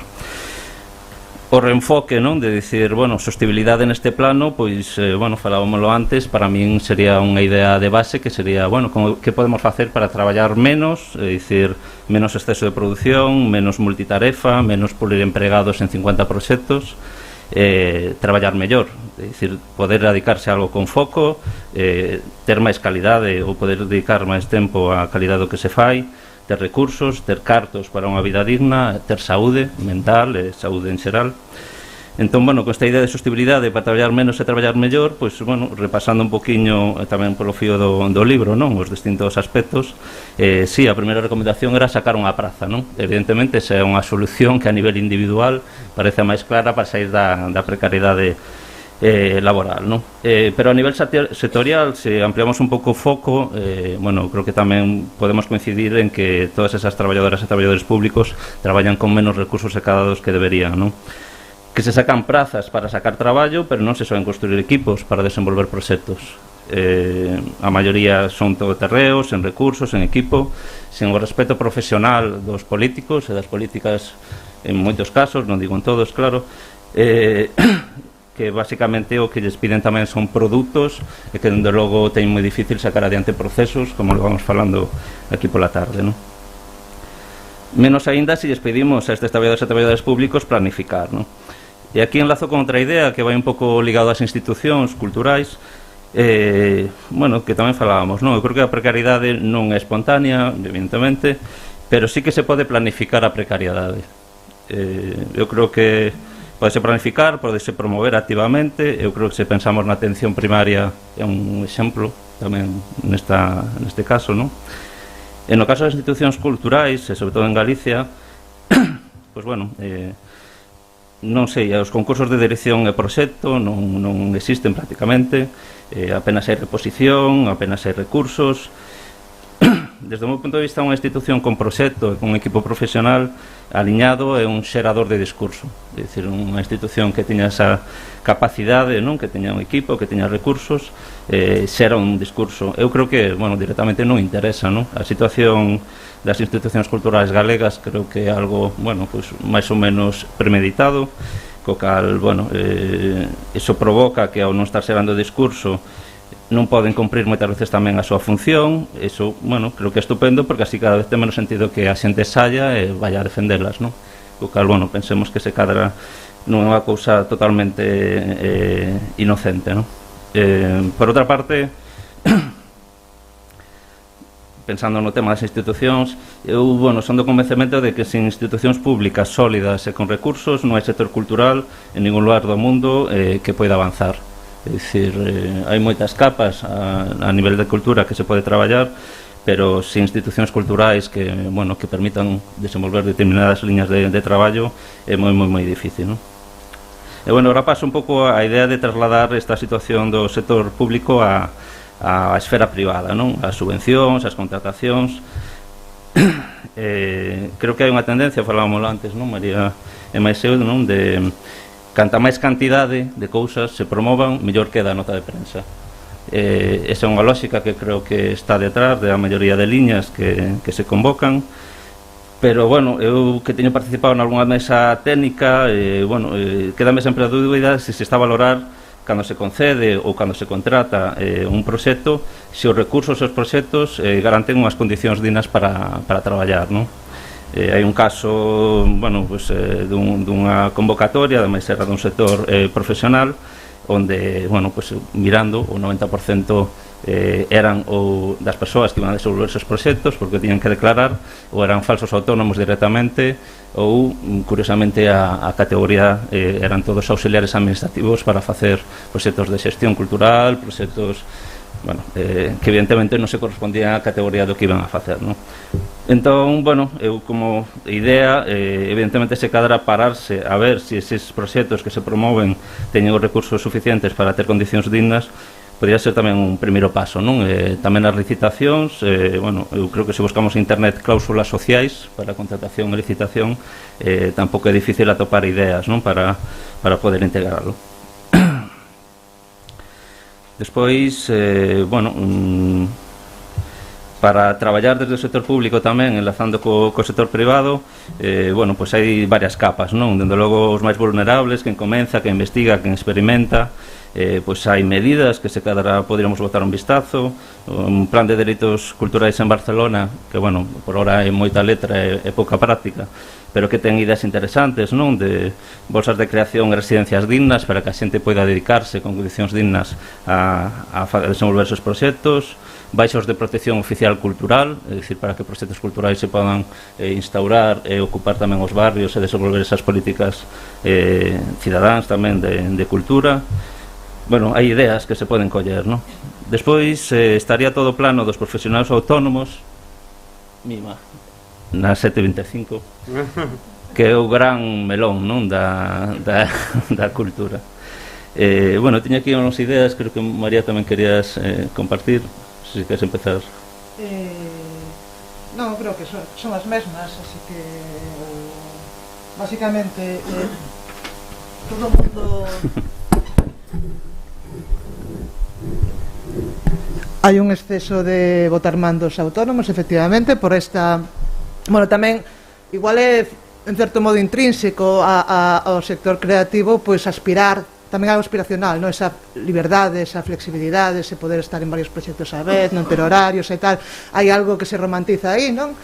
E non romantiza, hai algo guai tamén en ser, hai algo que está ben en iso, en non estar, digamos, atados ás 8 horas, digamos, a esa dinámica do traballo regulado, pero tamén esa falta de regulación pois provoca moitos problemas e sobre todo o que fai é que se abuse da figura do autónomo.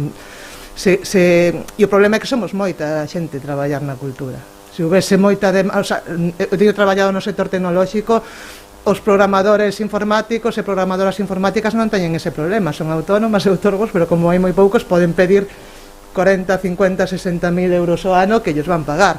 Aquí o problema é que hai moita xente, co cal no momento no que sometes o teu traballo a unha dinámica de mercado e hai moita oferta, digamos, o salario baixa, pero aí digamos que a responsabilidade de quen contrata, que moitas veces somos nos mesmos, non? A hora de facer equipos de traballo, pois colaboramos unhas con outras, un autónomo con outro autónomo, pois ti cobras esta parte, eu cobro esta outra, con eso facemos un orzamento e tal.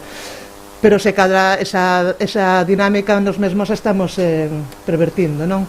Porque un autónomo, en teoría, se nos aferráramos a esa idea do que debería cobrar unha persoa autónoma, sempre debería cobrar máis do que se cobraría polo réxime xeral, eso como norma básica.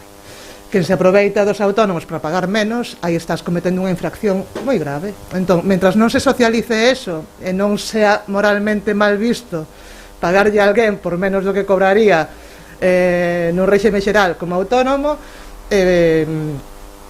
isto vai seguir así. Poderemos autorregularnos, Sergio Lago, con isto? Como temos as notas compartidas, a resposta é que non. Ao contrario do que decía Xavier antes, eu son do convencemento que non. Bueno, a veces falase de atomización como se fora algo, bueno, vemos os datos e tal, ¿no? Pero a atomización implica moitas cousas, esas vimos falando, pero bueno, sobre todo estar a 1000 cousas, un plan ideal tamén, se alguén isto ten planificado realmente o está facendo moi ben, que ter a xente entretida, sen tempo a pensar, sen tempo a xuntarnos a falar, a socializar problemáticas, a falar de cartos, a falar de condicións, sen sindicatos, sen plataformas, en fin, bueno, eu creo que esa é unha clave, non? Tamén é verdade que isto sucede en outros sectores, non só na cultura, pero hai unha particularidade que xa dicíamos tamén antes, creo que na cultura, que imos a facelo pase o que pase, é dicir, a maioría de proxectos culturais, pois, bueno, tamén parten dun pulso da creación, incluso tamén os sectores e sectores culturais temos ese pulso de crear proxectos, de sacarlos adiante, non? A ver quen ven a dicirnos que non se pode facer, non? Eu creo que dentro desa clave que forma parte un pouco do sector, bueno, pues é difícil que nos autorregulemos, non? Bueno, é unha clave que está aí. Despois tamén está un pouco ese autoengaño, ese entusiasmo, ou a veces tamén simplemente o descoñecemento en cuestións de xestión e demais, non? É dicir, falábamos moitas veces e preguntamos aquí canto gañas, unha persoa que traballa por conta allea dirache o neto que lle entra na conta todos os meses. Se preguntamos no sector cultural ou noutros sectores onde hai tanta xente autónoma, eu teño atopado xente que me di o que factura con IVA incluído todo o ano, non? Bueno, descontemos, non? Entón, bueno, eu creo que hai unha parte tamén un pouco de autoengaño, tamén de falta de coñecementos, que tamén pode haber solucións, non? Espacios para socializar, espacios para dicir que existe un convenio de cultura, de xestión cultural, eventos, onde se establecen unhas condicións económicas que hasta podemos calcular, dividir e aplicarlo a profesionais autónomos, é dicir, eso existe, non? Pero, bueno, tamén incluso, como idea, imos así rematando, hai unha oficina da cultura tamén neste plan de dereitos de Barcelona que non se concreta exactamente en moitas cousas, según nada, pero bueno, a idea en sí de ter un lugar onde profesionais da cultura ou profesionais poidan achegarse a resolver dúbidas concretas, non? Porque eu non creo que a solución estea nun curso de emprendemento cultural nin ese enfoque, non? É dicir, os problemas chegan cando chegan e tes dúbidas cando as tes, e a maioría son de cuestións como que é un IRPF, o sea, é tan triste como eso, pero é a realidade, non? E, bueno, a min, desde logo, gustaríame ver máis liñas onde, bueno, non nos deran máis cartos para facer aínda máis, sino nos deran axuda para rescatar tempo e poder dedicar a facer as cousas que realmente nos facemos mellor, non? Entón, ese tipo de apoios técnicos, apoios de xestión e demais, esas ideas de oficinas, non? Non sei se a oficina de precariedade sería un nombre moi sexy para unha política cultural, pero, dende logo, se a precariedade é unha diagnose coa que todas estamos de acordo, unha posibilidade é poñer en marcha algún tipo de estrutura, de lugar, onde se socialice cal serían as condicións, e tamén, bueno, pues que haya persoas que poden axudarche neses pasos, non? Xa rematando, bueno, nós temos unha, curiosa, somos unha cooperativa, estamos en Espazo COP, que é un espacio, bueno, de asociacións de cooperativas, onde hai moita presencia tamén de cooperativismo cultural. Eu dicía outro día nunha xuntanza que tiñamos, non? Está moi ben as xornadas, está moi ben a formación, eu vivo deso, ademais, así que está fantásticamente ben. Pero eu quero máis Teresas, máis Rosas, máis Tinos, máis persoas que están traballando nese tipo de organizacións coas que podes coller o teléfono, podes coller o email e que che resolven as dúbidas que tes, que teñen coñecemento especializado, coñecemento en xestión empresarial, que fai máis falta tamén no noso sector, e que son os que realmente me están rescatando o tempo para poder dedicarme ao que realmente creo que podo facer mellor, non? Eso é tamén unha política cultural, un apoio ao tecido, é un tipo de estruturas que eu creo que poderían axudar nese sentido, non? E xa por último, bueno, hai quería mencionar que cando xa escalamos un poquinho, hai unhas certas estruturas empresariais na cultura.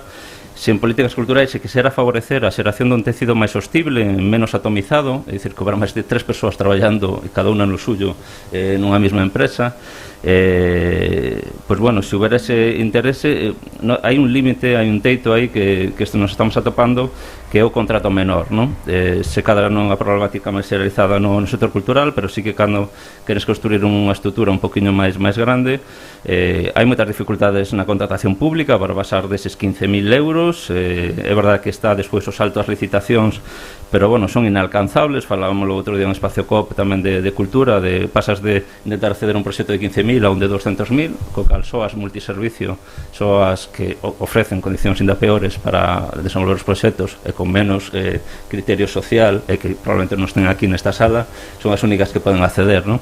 Co cal tamén, bueno, nos condena a traballar sempre con as certas estruturas máis limitadas e máis pequenas, non? Entón, bueno, como idea, de novo, cláusulas sociais en contratación, en licitación pública, tamén podría ser unha boa medida. E xa estaría, non? Temos unha idea de conclusión ou non? Non, eu deixaría así aberto por se vale, pois non hai conclusións. Pero de producir menos, estamos aí.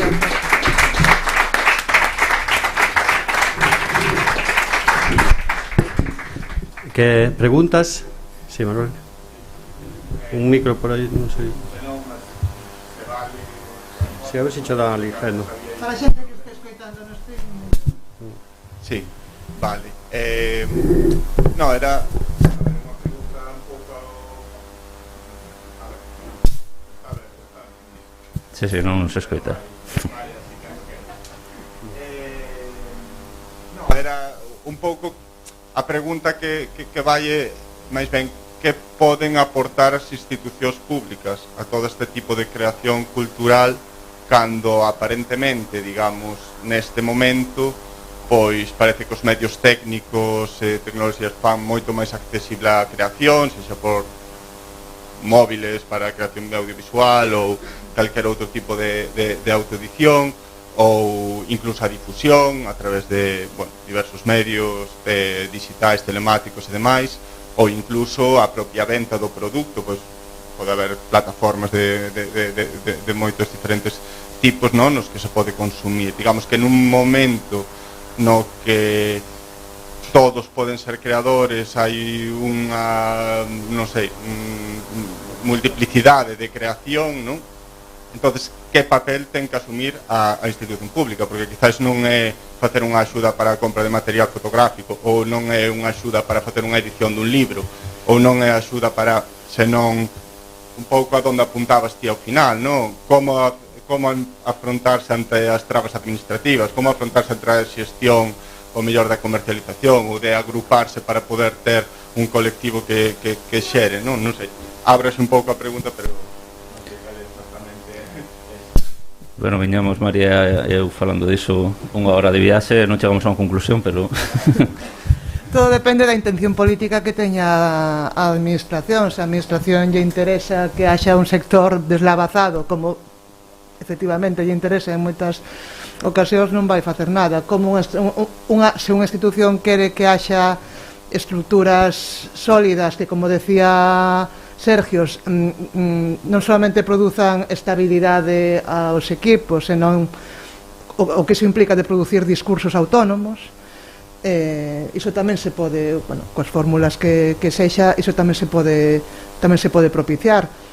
Pero digamos que son os dous, pode haber máis modelos, pero casi poden ser esos dous. O modelo, vamos a cimentar a la bicha, xacobeo Fondo Xacobeo 21 de 6.000 euros para todos, facede así un vídeo, unha cousiña así o que poidades. Isto nos tempos de Pérez Varela chamábase choiva fina. Se choiva fina, que un pouquiño para todos e nadie protesta demasiado. Pero iso ten unha intención política clara, entón e outro tamén é, bueno, como que potenciar que haxa esos discursos máis autónomos e esas entidades máis autónomas e darlle estabilidade e solidez á cultura. Entón, pues, se queremos optar por ese modelo, como facelo, Sergio Lago? Nin idea. Bueno, pero un pouco no fío no que ti comentabas tamén de plataformas digitais, creo que un pouco a pregunta tamén iba por a lógica de como se pode promoverse cada esa creación. Bueno, non sei. Bueno, eu levo por aí, ti me preguntabas outra cousa.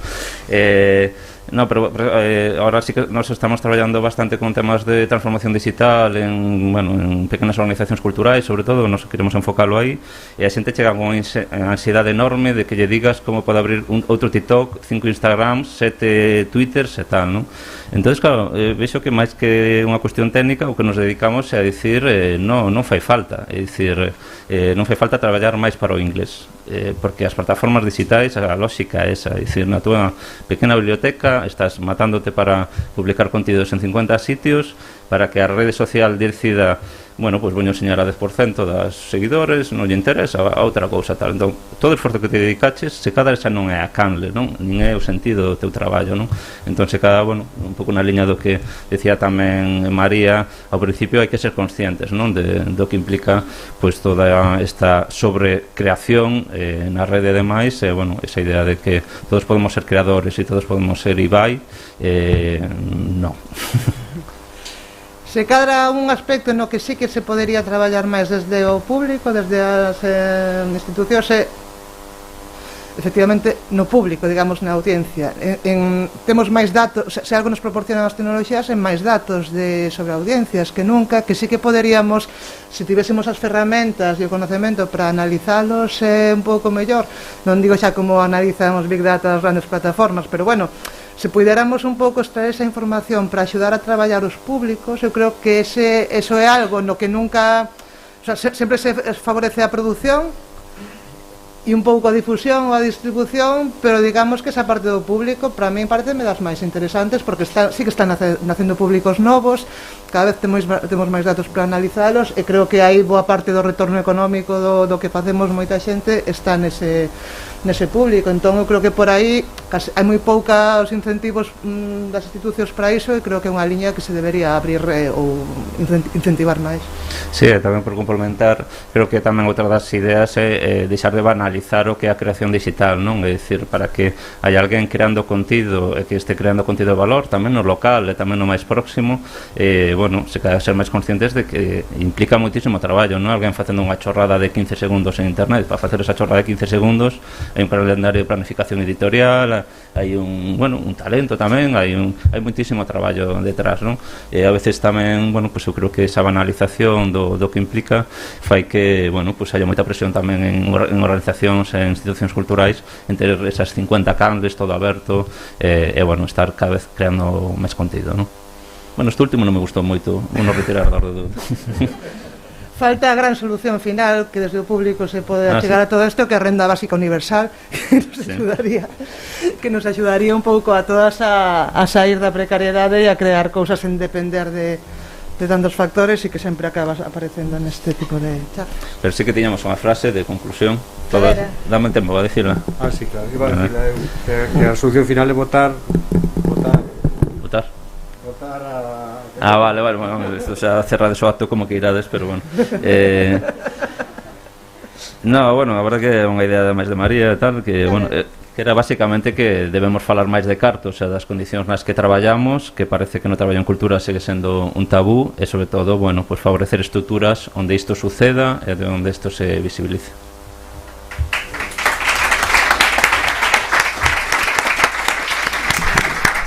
Bueno, pois moitísimas grazas, rematamos xa, vamos a ir para arriba quen queirades, a empezar a parte tranquila e slow da xornada, que é o concerto de Aldao Lado. Moitísimas gracias por vir, moitísimas gracias ás institucións que promoveron esta xornada, moitísimas gracias tamén por asumir que esta xornada estaba orientada a sacar criterios claros de sustentabilidade para pasarlle ás administracións. Poucos quitamos, a maior parte deles foron apuntados por Sergio Lago ao final, pero sí que hai unha institución, e agora sí que llevou a dar un pouco de xabón, que é a Diputación da Coruña, promotora desta xornada, que sí que no concreto pide pois sustentabilidade lingüística, pois en que lingua facedes o voso evento, pasade os cartaces ou pasade os vídeos ou que o demostre. Sustentabilidade de xénero, cantas mulleres hai no voso evento, cantas mulleres hai encima do escenario, cantas mulleres hai abaixo, se pode cuantificar.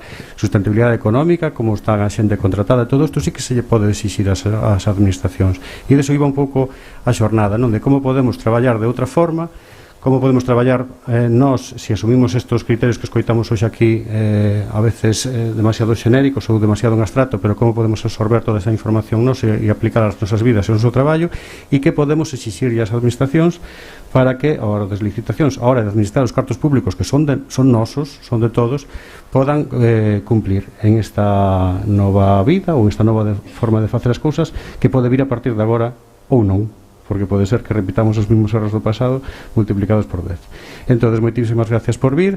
Eu quería poñer este vídeo final que fala precisamente do aspiracional, pero non o vou poñer porque nos pasamos moito de tempo. Chámase Letanía Cultural Acelerada de Jaron Rowan, está en YouTube, e agora vamos a ver a Aldao Lado. Moitas grazas.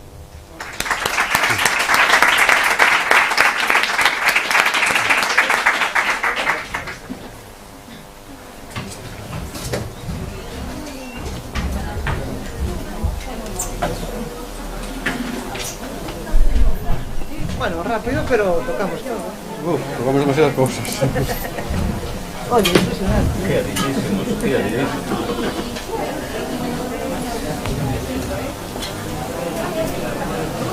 Igual forzar esas cosas no está tan mal. ¿Cómo?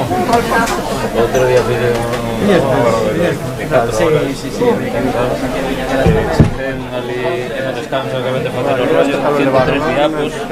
Tenía que acabar a las 3, la diapo 103.